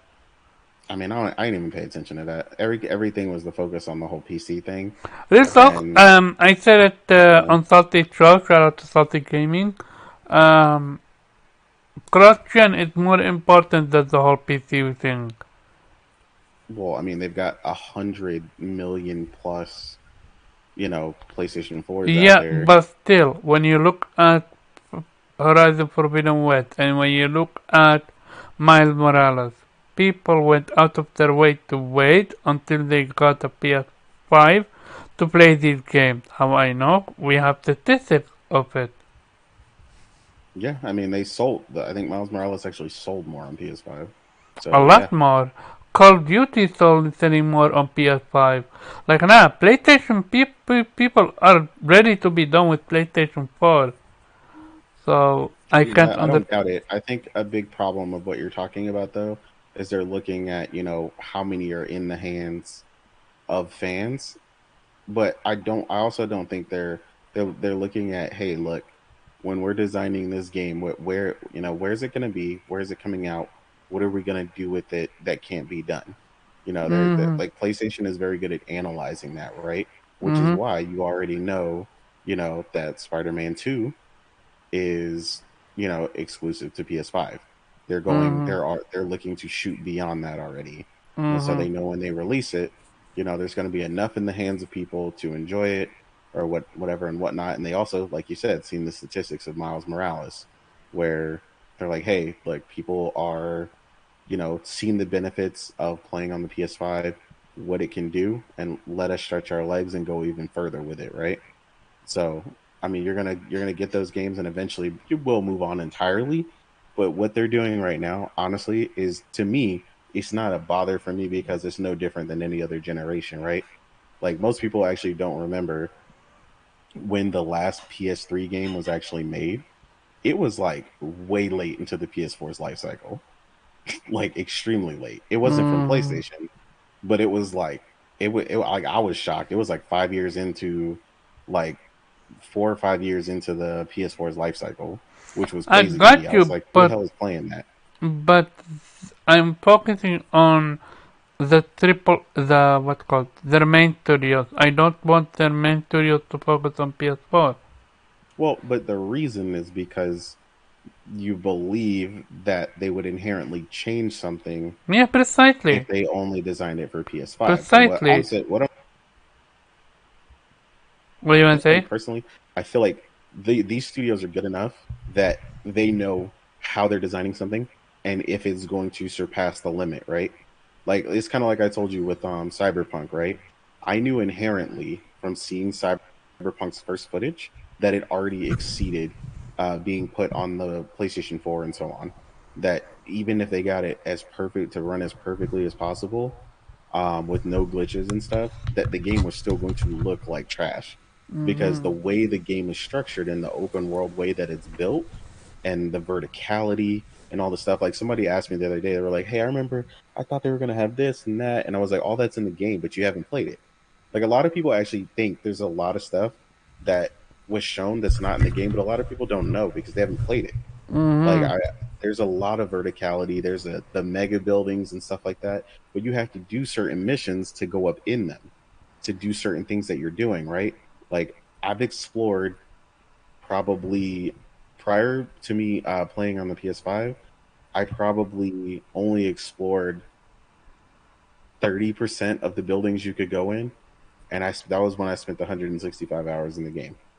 And now, playing through all of it and completing and clearing the entire map, I was absolutely shocked at the amount of interiors and stuff that you could go inside and how the difference in the architecture and all the different buildings and things that in the verticality in the world, right? Not just the building that V starts in, where his or her apartment is on the top floor, but like just the amount of other buildings and stuff and structures that you could explore. But a lot of this, the way that it's rendered, is the key, right? I think we all watched that one thing where they showed Horizon Zero Dawn, how they got away with certain things on the original PlayStation 4 to make the game look as good as it did. And it was like, you will never know if you just played the game, but we know because we watched the creation. And this is the Oh stuff yeah, that they I'm got talking away with a about. lot of stuff. They almost cheated the system No, because they did, and it was they brilliant. found a way to make everything move, where in fact it was stationary or something like that. Something Well, it with the was weather effects. anything out of your view. They had the drive in the PlayStation was just fast enough that they can make anything out of the immediate view of the player only partially or like really badly rendered, but you will never see it as the player. So if you Yeah, spin around in a circle, like anything not in your immediate view looks like shit, but you wouldn't know because you can't see that you wouldn't as the know. player. Yeah. Absolutely, you wouldn't know. That's the crazy part. Speaking about Horizon Zero Dawn, apparently there is a leak that showcased that we're getting a remaster of Zero Dawn. Ask for this, and yeah, I'm not interested. I am interested Yeah, I in a have zero multiplayer interest. game from Horizon, and also I'm interested in the Horizon DLC. But Horizon Zero Dawn, are you interested? Remaster? Absolutely not. Me Yeah, neither. I've played it. I even loaded it up on PC, and the game basically looks exactly the same, and that's with all the bells and whistles and all that other stuff. So yeah, no, I have zero interest in it. Gotcha. Weeb, are you interested in Horizon Zero Dawn on PC remaster? Uh, yeah, personally, I'm not interested in playing the game, so no. But um, well, it depends on what's going to be. Like, if there's like an upgrade path, then I might double dip just for maybe for the trophies. Um, but here's the thing, like what the rumor also says, there's going to be accessibility options, which on one hand makes me doubt that there's an upgrade path because generally those need to be built in from the ground up. So I wonder if that's possible. But even if it isn't, maybe this is not for us because if they're going to put in extensive accessibility options, then there is a target audience of people who have never played this game because they couldn't and now can. And I think that's something that's commendable. And I think that's something that, again, it's they're not for us because we were already able to play the game. But for So those then, people, shouldn't accessibility option be free? An update? uh, well, it depends on what they're going to add. Again, like I said, generally you have to build the game from the ground up with those included. You can't generally patch them in. So I don't know what form this remaster will take, if it even is possible to have an upgrade path, or if they have to build a completely different version of the game, which is essentially the same, but starting with essentially starting. I don't know. They have to do something to add those accessibility options. You could, but on the other hand, the people who, I mean, again, people who couldn't play this game before, right? Either way, they would have to buy the game, right? So there's no option for them. If they couldn't play the game before, because of lack of accessibility options, they wouldn't have bought it. So it doesn't change anything for them. I mean, you can't really give them a free game in that regard. But I don't really see it as anything else than what they've been doing so far, with the other games that they've released, except for the accessibility options.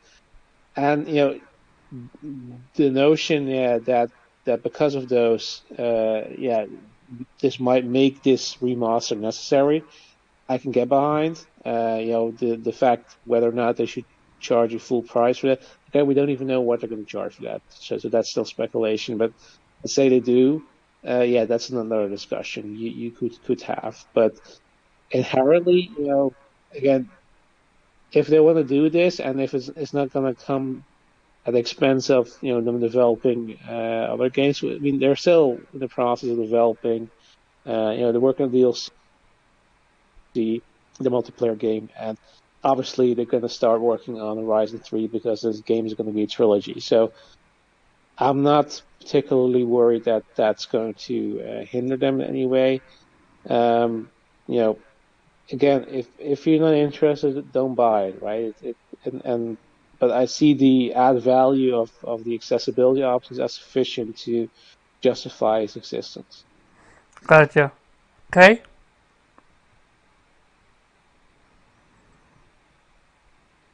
Hey, sorry about that. I'm not gonna buy it, especially if it's like $70. Um, Even if they came out and they were like, okay, it's $30, I like I don't have the desire to replay Horizon Zero Dawn. Precisely. Like Forbidden West is better. Yeah, one day I know I will want to play it again, and when that day comes, then yeah, I'll want to play, the remaster where, the graphics are updated and there's better character models and the NPC face animations are fixed, all that stuff. But as of right now, I'm not interested in that. Gotcha. Viper? That's a hard no. Here, and honestly, to tell you the truth, Wait, I believe a hard no or easy no? Damn it. Can I finish? Yeah, you can finish, but I was confused because you said hard no. A hard no means a hard pass. I'm not buying it. Oh, okay, gotcha. With that being said, I believe a generational. I believe that if you're going to do a remaster or a remake, it should be an exact one generation skip. What do I mean by that? Meaning, a game like Infamous that could use a remaster or remake. Mm-hmm. A game like Ghost of Tsushima that does not need it right now because it has not been a whole generation yet. Mm-hmm. So, that's what I believe. Remasters and remakes should be involved. And remakes, and you can't remaster anything older than 2 generations. Those have to be remakes. Mm-hmm. I agree. So if you're gonna do an Infamous, remake it instead of remastering it. I know it's 1 generation, but still, it's Infamous 1. Make Infamous 1 a remake, and I would absolutely buy it because I love Infamous. I got you. Yeah, and as for me, I am not a fan of this. I understand Weeb with this whole accessibility option, but still, you have other games that you can focus on. This is absolutely not it. And I wish PlayStation would not do that. Um, by the way, Viper, the reason why I was asking you was hard no, because for me it meant like hard no, as in it's very hard to say no for it. That's why.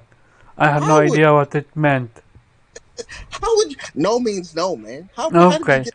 I th- I thought I thought easy no was something like, that's an easy no. So No, that's no. why. Okay, gotcha. Sorry about that. Next topic is going to be God of War Ragnarok went gold. Yay! Am I the only one? Yay! No excitement? Hello, Nope. team. I'm gonna wait. No, I'm kidding. I'm not waiting. What? I'm just fucking with y'all. It's already pre-ordered. Why would I wait? Yeah, an 8. What's But up? it's coming to PC, Viper. I thought you were gonna wait. Oh, if you don't know, Horizon not Horizon. God damn it, what's the name of that? God of War. Forspoken. Forspoken is my guaranteed last pre-order. I'm not pre-ordering anything. Yeah, I was Yeah. what's called he was gonna pre-order Final Fantasy 16. He is not doing that anymore. Rebirth Okay. 16, the Persona. I know Persona 3 and Persona 4. I'm an Atlas 4, but no, I'm not pre-ordering those either. Pre-orders are out of the window for me. Mm-hmm. Yeah. That's what you did, You talking about PlayStation. hype for God of War? Yeah, for God of War going gold. Yeah. I mean, cool. I mean, I knew it had to eventually. Bless you. I mean, I knew it had to eventually. I mean, it was inevitable. The game's coming out pretty soon. I mean, I'm excited. Priscilla, are you excited for God of War? There you go. There you go. One in the living room. She's One sec. hype. One second. I wanna address Fresh comment. She's He's, finally a man with muscles. he said, That's her excitement. one second tonight. I wanna address Fresh comment. He said there were other new games on the leaked list, but people just want to get mad about a remaster they don't want. One, That's this is a podcast where people can vent their opinion. Two, other games I think we he's just know saying in nothing. general he's Oh, confused why no, people that's only what got I'm mad trying to about that. explain to them. Uh, Two, we know zero to nothing about the other game. One is a horror, one is this, one is that. We know nothing. We know no synopsis. We know anything. So it's pointless to talk about them right now. The only reason yeah, why because we're they don't talking have any about name. Zero Dawn is because what a Zero Dawn is. We all here play Zero Dawn. So then we can give our insight on the remastered version of it. What we can do also, we can talk about Zero Dawn, not Zero Dawn, a Horizon multiplayer. Yeah, But Horizon here is the Online. thing. Yeah, If you played Forbidden West, you would have seen it coming, because they were preparing you for that. You know what I'm talking about in 8, right? yeah. Yeah, I'm pretty sure UK as well. Do what? Sorry, I'm driving. You played Forbidden West, right?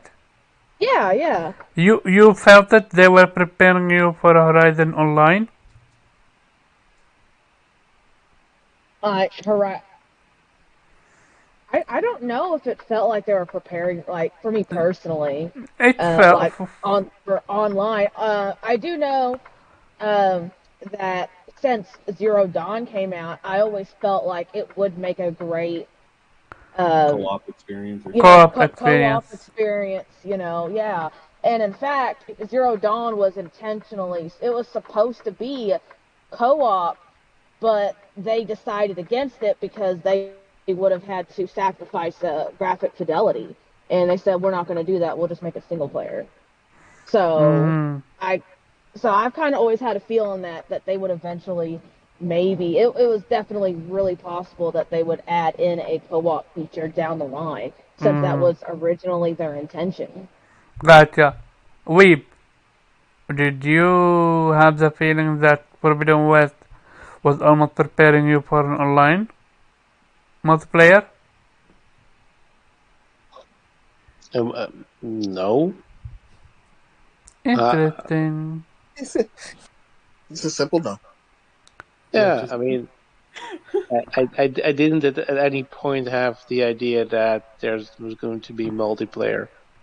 If you, cause me and Innate, we know what we're talking. We know what we're talking about. No, no, not to say it like that. We well, I think did you have see to it. explain why you believe. Yeah, Like that's what because you're so trying to here's get the everybody to thing. believe. Though. You team up with characters, other characters, and every single one of them have different abilities, and they make use of different weapons and stuff like that. And you've seen how a Horizon Online would look like almost if you would play it online. That's why I was saying, because especially after the ending, it genuinely feels like they were preparing you for a Forbidden West, not Forbidden West, I keep saying Forbidden West, Horizon, what's called, online. And I'm not the only one that said, nor Weeb, nor Innate, I meant. Other people I've spoken with that felt the same exact way. So it's very interesting to see that. I can change what you feel, but I mean, Yeah, I don't yeah, think the game exudes that though. Yeah, the same could be said for any game because any game that has a co-op partner, or at least AI partners that help you out and support you, could lend itself for multiplayer. So, um, I mean, I understand why you're saying that. I just it's not, let's say, not a smoking gun situation. Like it Mm-hmm. could be, you could apply to any game. So, Okay, but gotcha. it's look, it's not surprising because, and the thing is, it was rumored for a very long time already. So it's nothing new. That I mean, there were already rumors that they were working on a multiplayer game.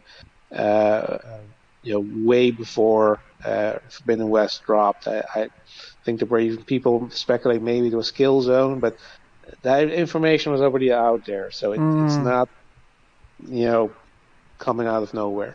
mm, gotcha, gotcha. And yeah, Piper, what's your thoughts? God of War going gold? Well, first of all, I'm practicing for the PC push, so I've never touched Hmm. Horizon West yet. No, I'm kidding. I haven't Yeah, touched. man, really? I haven't touched Yeah, the game. we need to kick him out. Cause Hold on. nah, I we're not. Cause like I had a back and forth for how many hours with you about this one. I'm like, Yep, behind the yeah, scenes. Yeah, I know.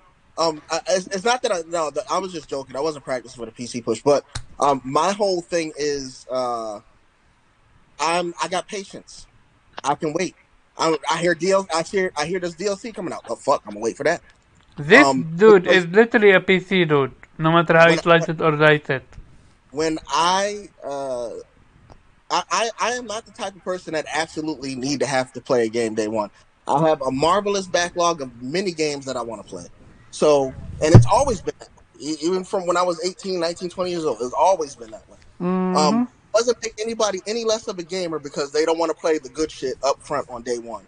I wait because they got these day one patches, and then it's shimmering, and then it's this, and then some game breaking bugs. I'm like, fuck all of that. I'm gonna wait till they fix all of it. Okay, So so then are you gonna wait on God of War Ragnarok?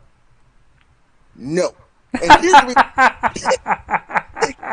And that if this game games have game breaking bugs, then what? that game is on a whole nother level for me. Um Nah. Now honestly, to tell you the truth, if I wanted to, I could wait. And when the game does come out, I guarantee you, I'm not playing it day one. I might wait until like 2 or 3 weeks after. But because the last God of War, I didn't play till like 6 months after it was out. So Mm-hmm. I've got no issues. Like I said, I love gaming to the point where I love all games. I don't care if it's a new AAA coming out now or an old one that looks like Mario RPG back in the day. I'm going to play it. I'm going to play it till its totality, and that's just the way I am. Mm-hmm. Gotcha. Uh, okay. God of War coming go. Are you excited?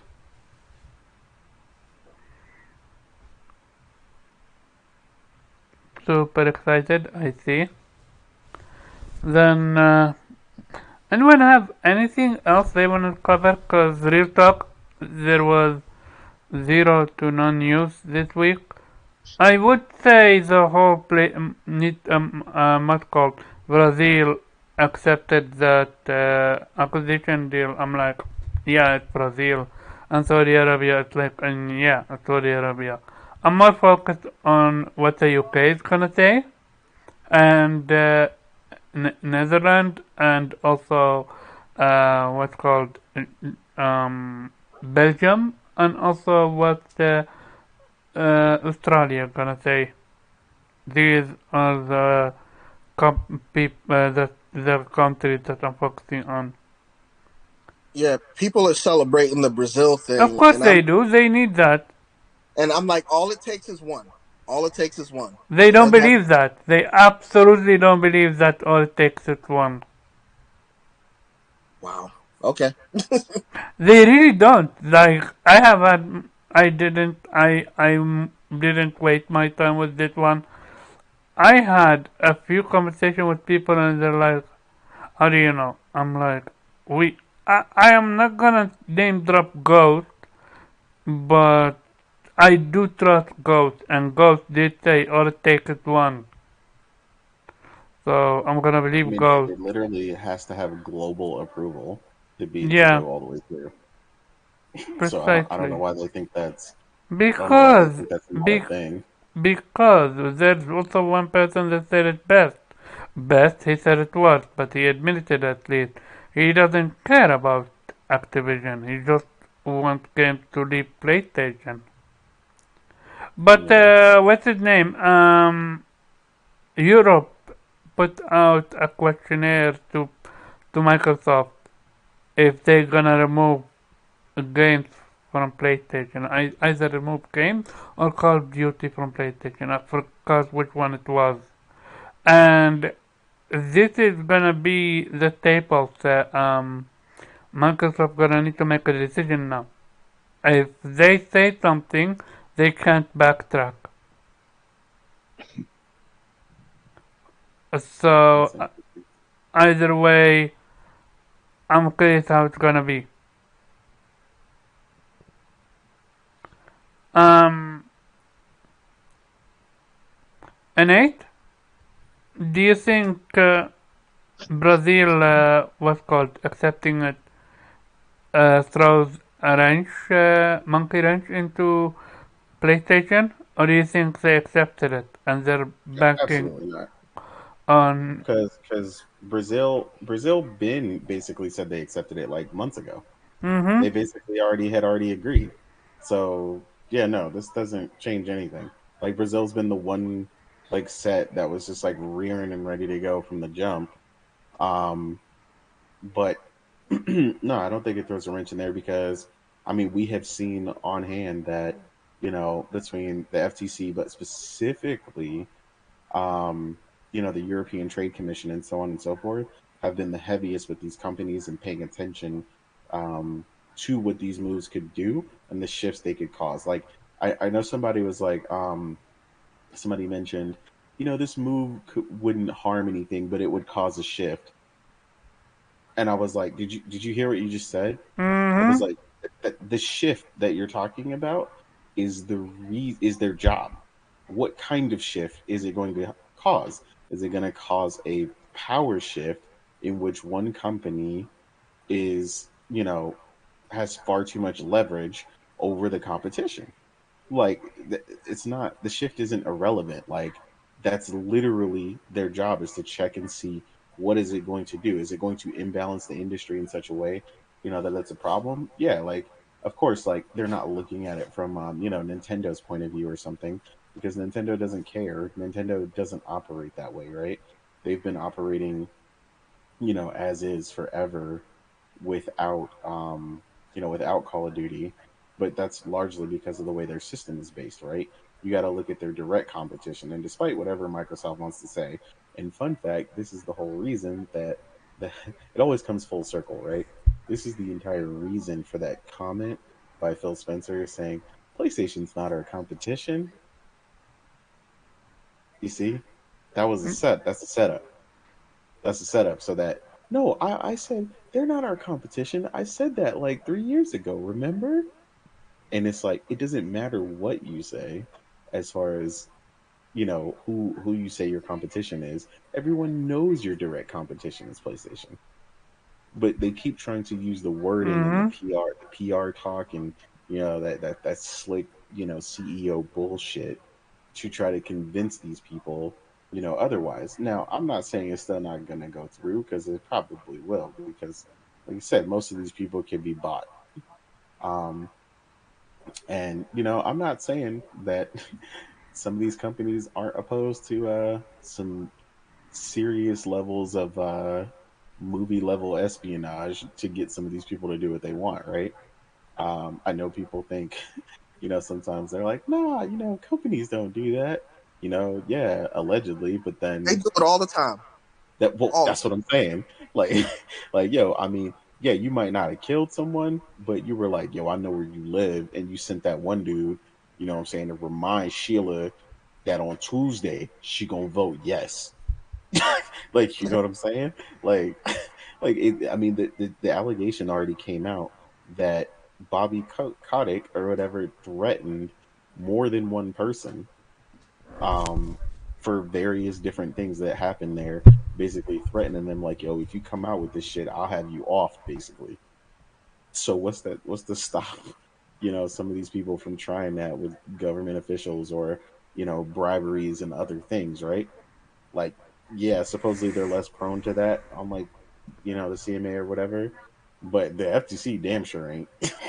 So Man, working for the government, I can't tell you how many times I've seen in the last 20, 25 something years, I've seen somebody go, hey, we need this. Can we get that? And the person go, no, this is for somebody else. And they'll go, you're going to give that to us mm, now.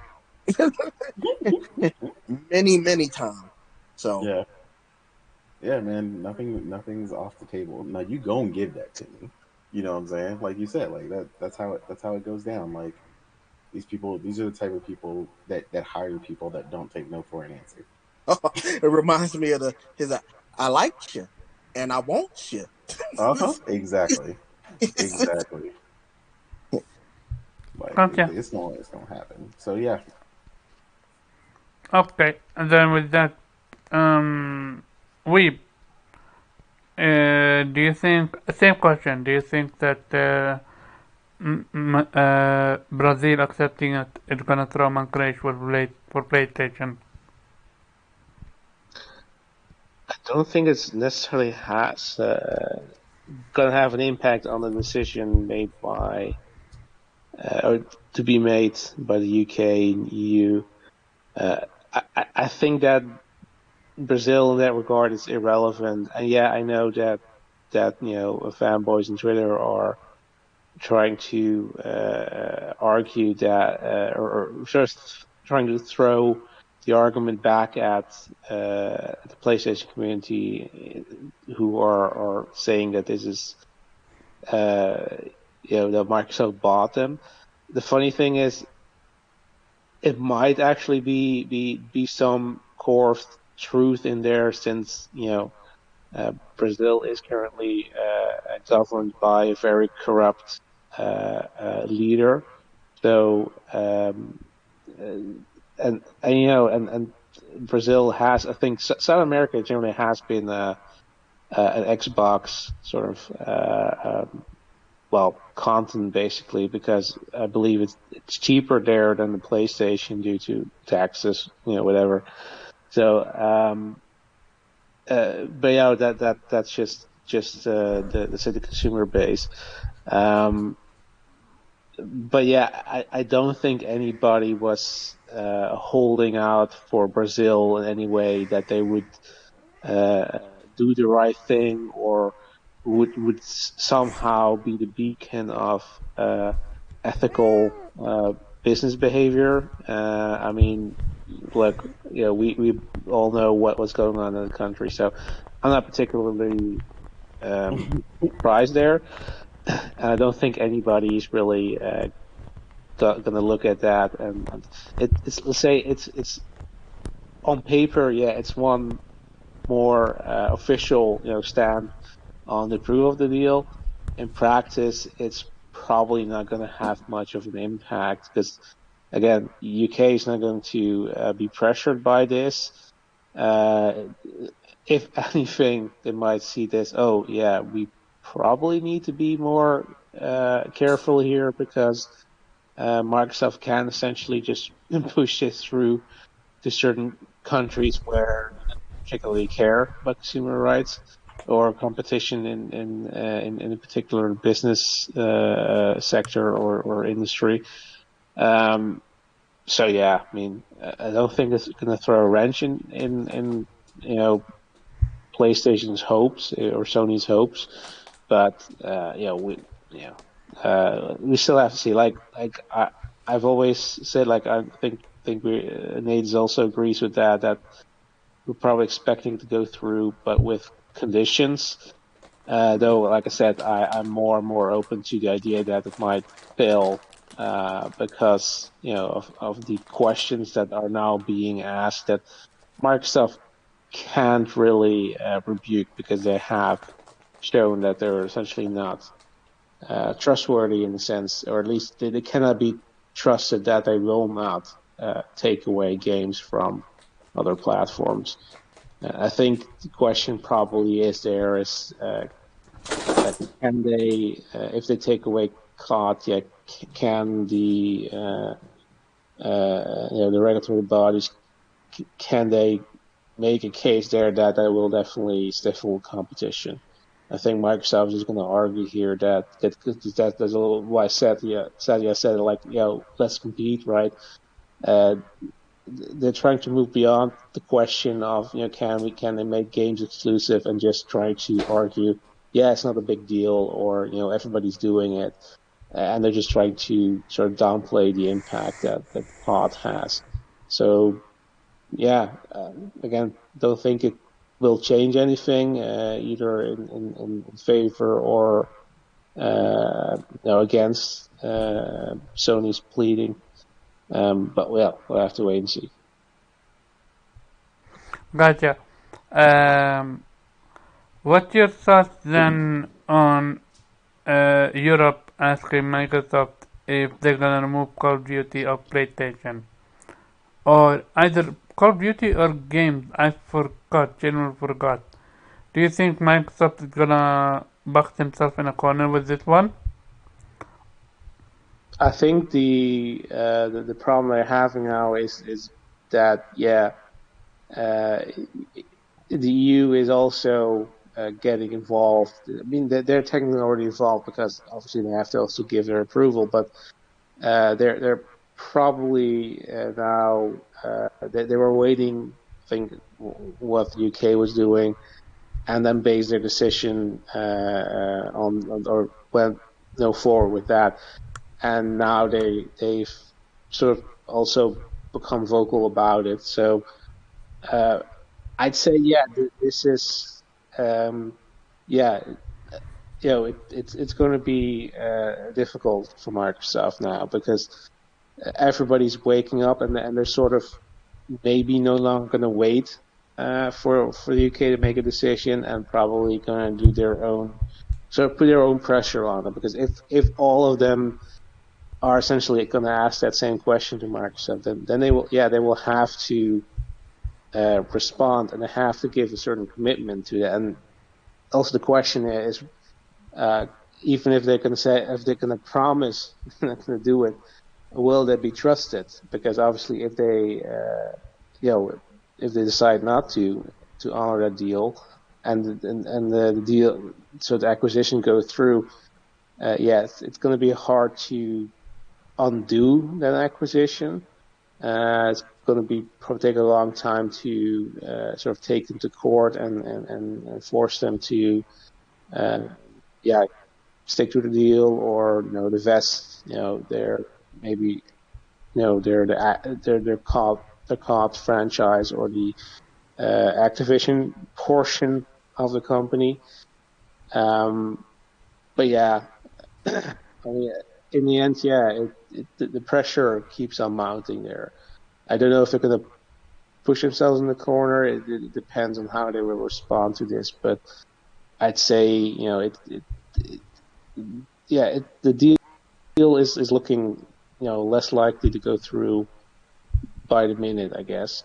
But we have to wait and see if there's actually, because they're asking the questions, right? So even if Microsoft says, no, we're not gonna keep it on PlayStation indefinitely, we'll have to wait and see what the decision is going to be, because, and it could also, of course, be that, okay, we think this sucks, but we don't see any reason to block it. But I definitely think that they're going to, make it harder for Microsoft there. They're gonna because they have cracked down on Microsoft before in the past, that they force them they force them to no longer include Internet Explorer as the default browser in Windows, because that was stifling competition. So they're probably used to dealing with Microsoft.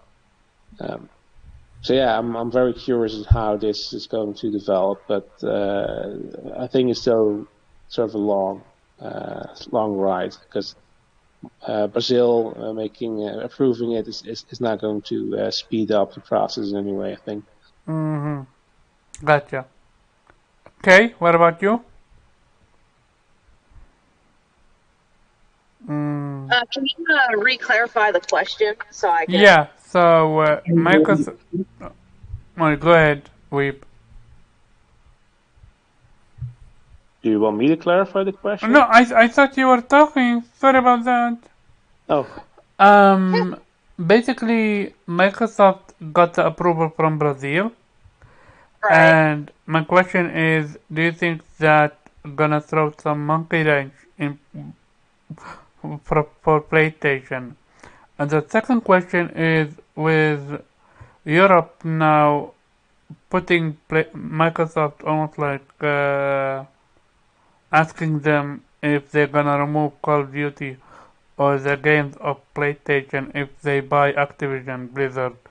Do you think now Microsoft is almost like they're gonna box themselves in a corner?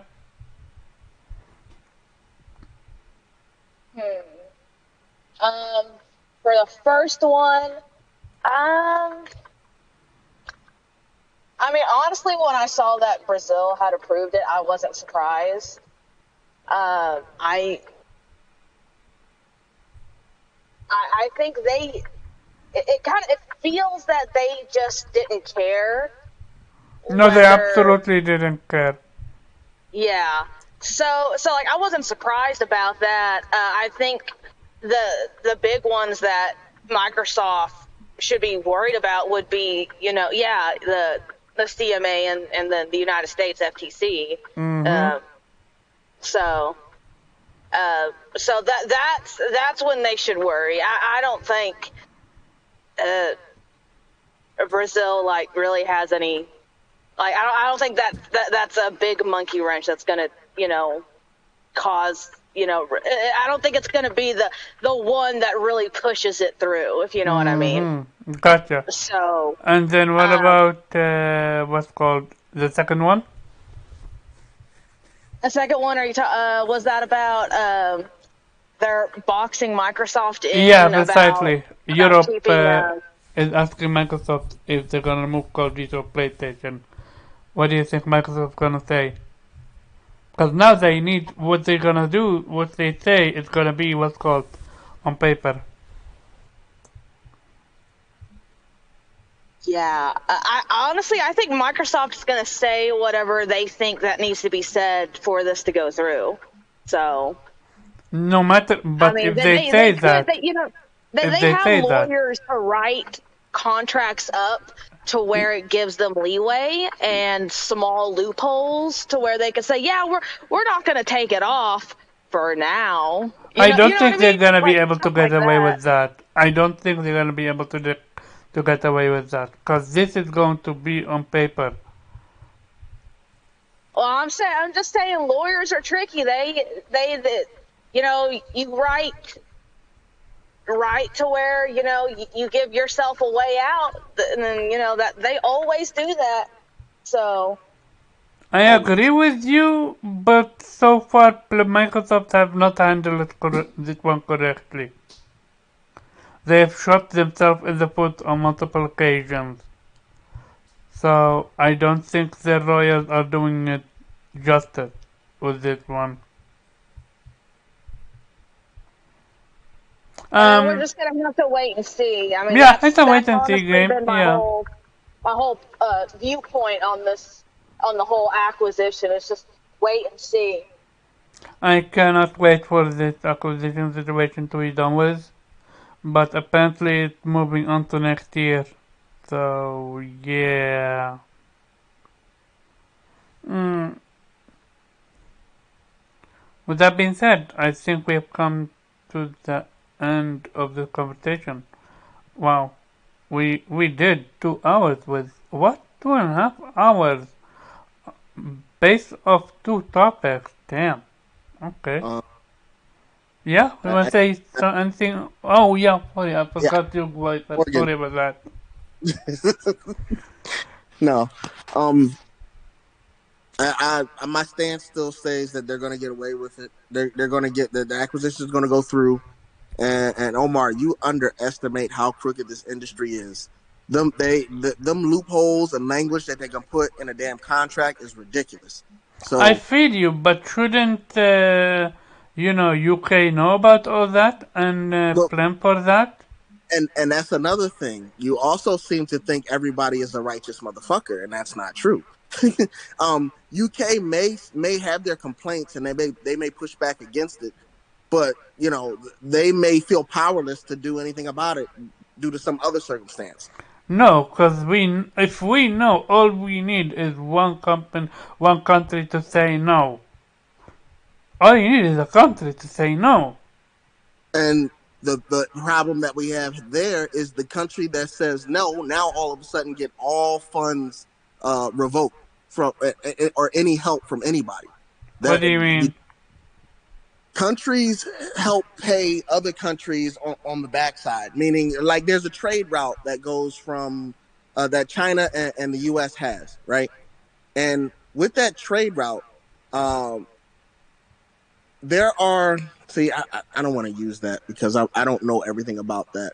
I let's just say America as well as other countries, they support each other financially in many different ways, and all it takes is for one country to go, hey, if you don't say yes to this, we're pulling.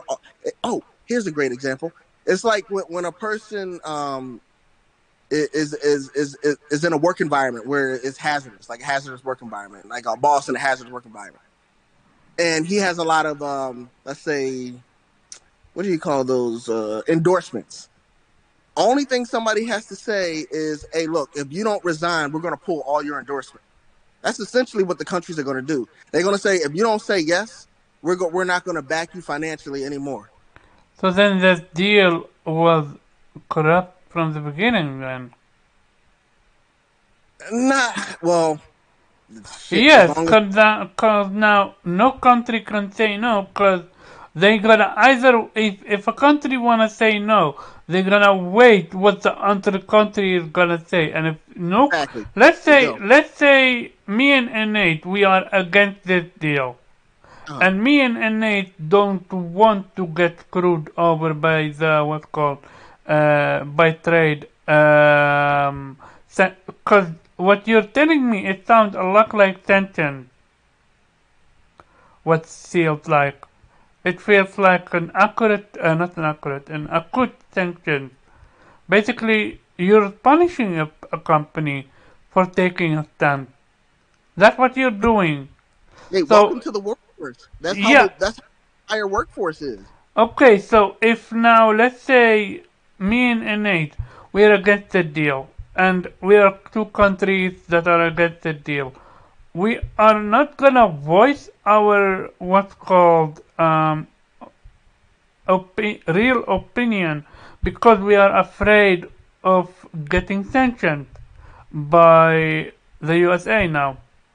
So we need, because in order for one of us to what's called to start the noted uh,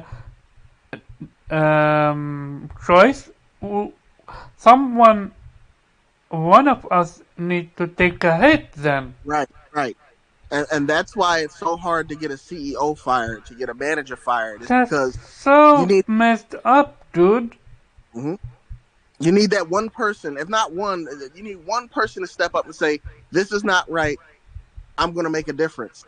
And nobody wants to do that. Yeah, after hearing this, yeah, no, the deal is gonna go through. And even without a hitch, I believe. Cause I CMA seems to be doing the right thing. They seem to be invested in it, and they said what me and Innate been saying. So to me, what changed is when you start talking about what's called consequences for their actions.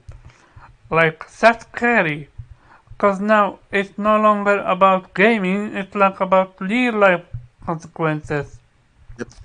And I don't Say think anyone's gonna what's called fuck with that. So yeah, same no, I same changed thing. my stance. The deal gonna go through. What you wanna say, Viper? Same thing with Twitter and the blue check, the yellow chair bandits. They are in lockstep unison with preaching this Microsoft shit and Game Pass. Nobody wants to open their fucking mouth and say, "Hey, you know what? This shit isn't right. I need to speak up about it." Hey, I'm gonna call one out right now, Mr. Perez. This person was against The Last of Us 1 remake, yet he is hyped for a Dead Space remake. At the same price, no less. Oh yeah, $70 as well. But So, hey, I guess that's how the world works. Annette, what's your thought with this new information? Because to me, that's genuinely new information. Do you think any country is be willing to take a hit, or it's over for us? Because now, no matter how many investigation you do, if your country is not willing to take a hit, you're not gonna say anything. well, I will say this: the more people speak, the more like the CMA and whoever else is against it, the more they speak about how wrong it is or how somebody's not telling the truth. Like, say for example, the CMA has come out and said, "Well, we noticed this isn't right. We noticed that isn't right." The more people say stuff like that, the better our chances are. Because it could very well easily be the CMA says nothing at all, like keep it under wraps, and we're just kept in the dark. And then one day, boom, it's just Because to me, I have the feeling that Australia is with the UK. They don't want the deal to go through.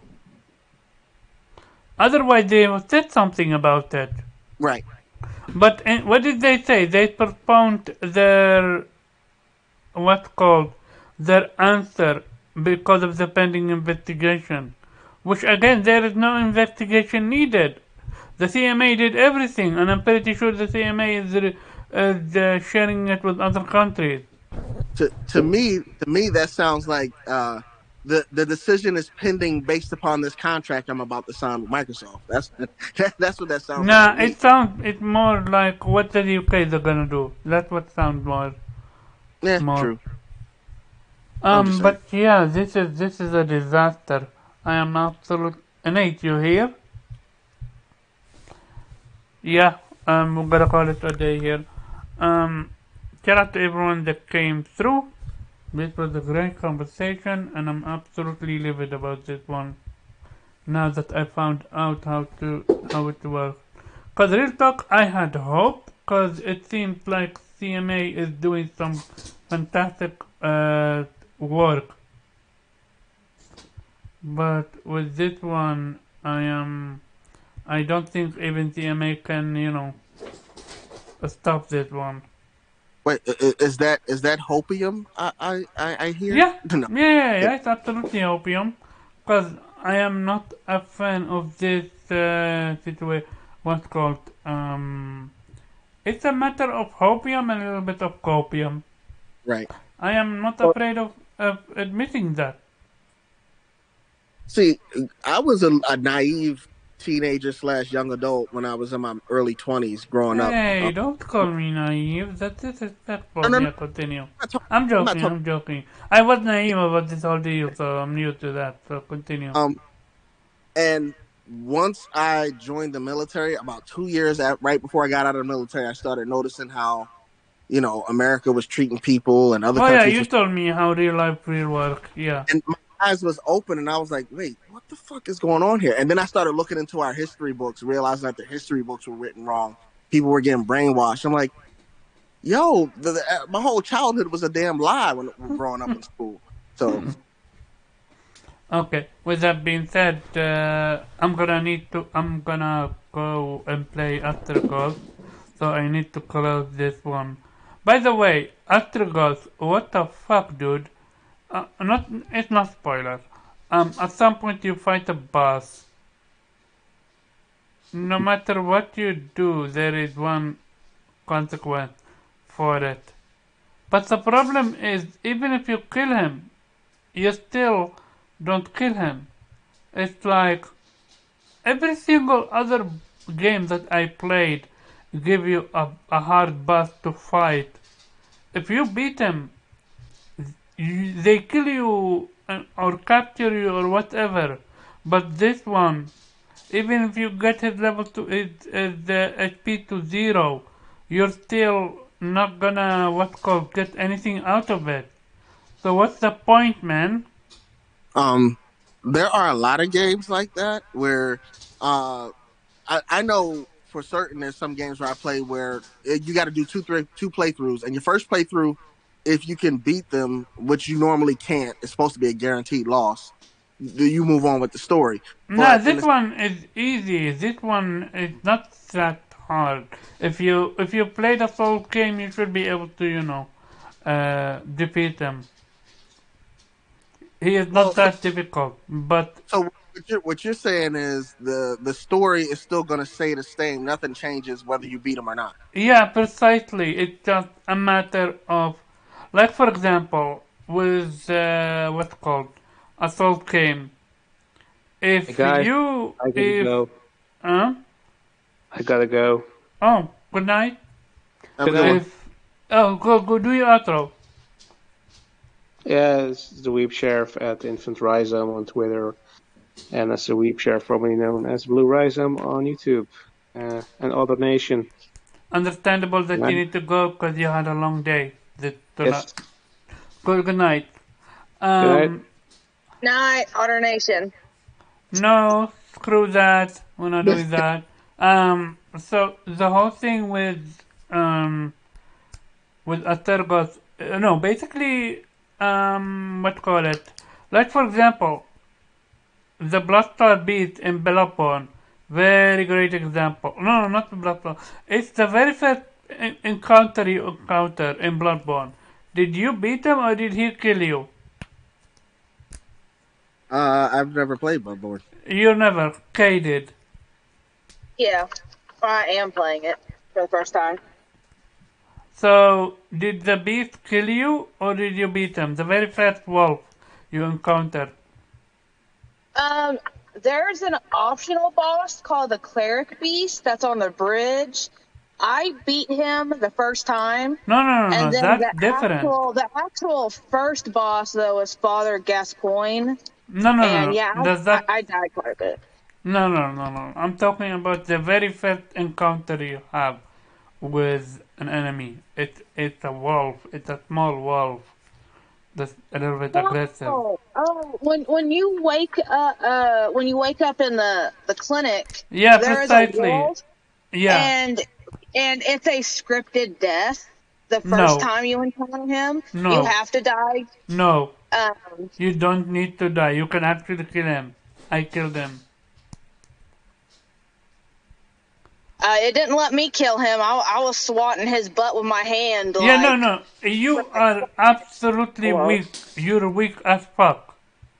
So you're doing few damage. But if you do it over a span of 10 minutes or something like that, he does die. well, I gave up because it looked like his health, like the first maybe 15 times I hit him, like his health bar went down, but then after a point it just stopped. Oh, did And they so I was fix like, it? Oh, then they it, might have patched it. Cause I don't think they patched it, yeah, because like it just absolutely stopped, like it did not move, and I just kept yeah, swatting him, and I was like, okay, well maybe I'm supposed to die, and then then I yeah. let him kill me, and then I went to Hunter's Dream, so Okay, yeah, no, I let him kill me because I got tired of hitting him. they absolutely patched it then. I remember I was able to beat them and continue further with the story. It's very interesting. You can look it up on YouTube. You can absolutely kill him. Okay, so with this one, it's the same now. But here is the difference though. I had to bring him down all the way to his final health. And then he doesn't die. And he killed me, and I'm okay. At least give me something out of it, because I did quote unquote impossible and I defeated you. But nope, you get nothing.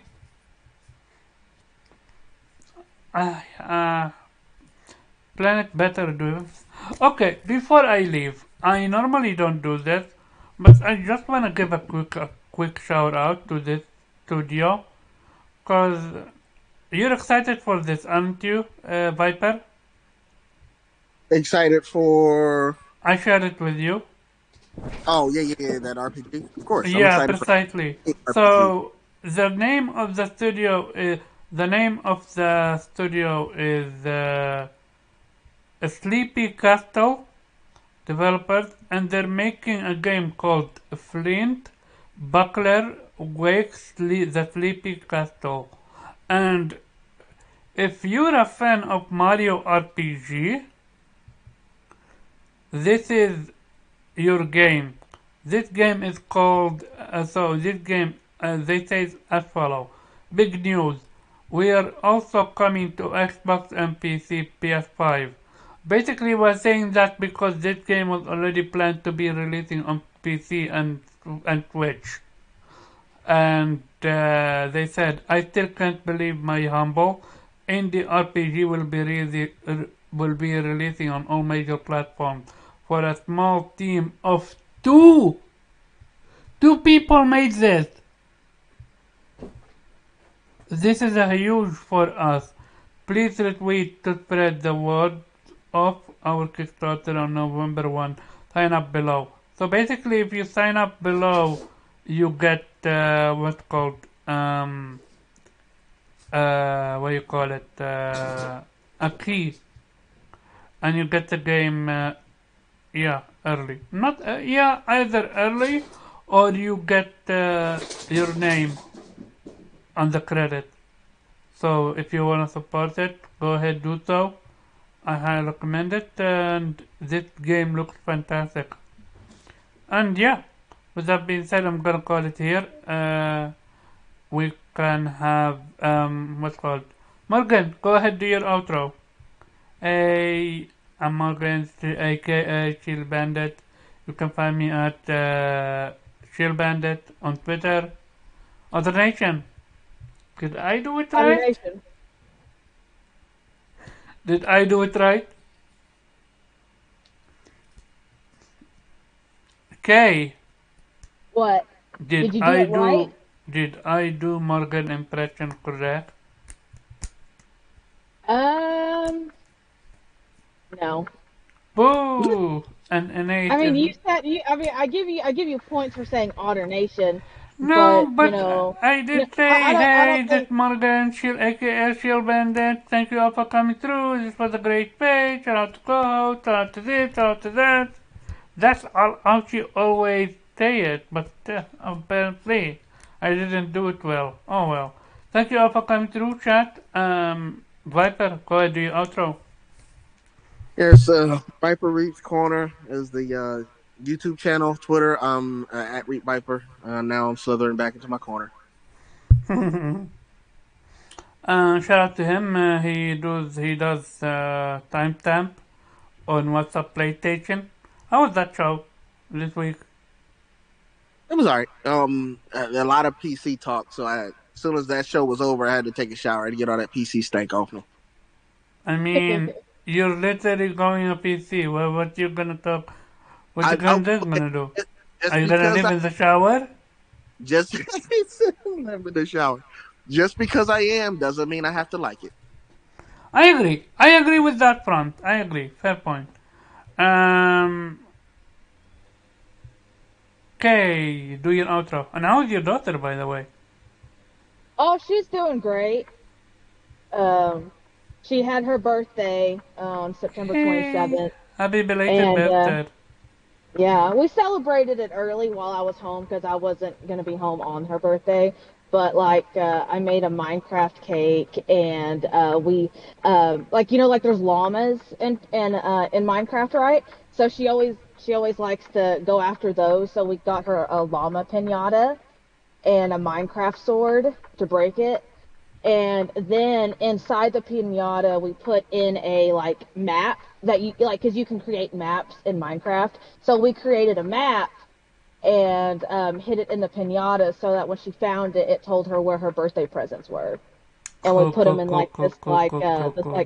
chest type thing where her Great. presents were. So it was really cool. That was very nice of you.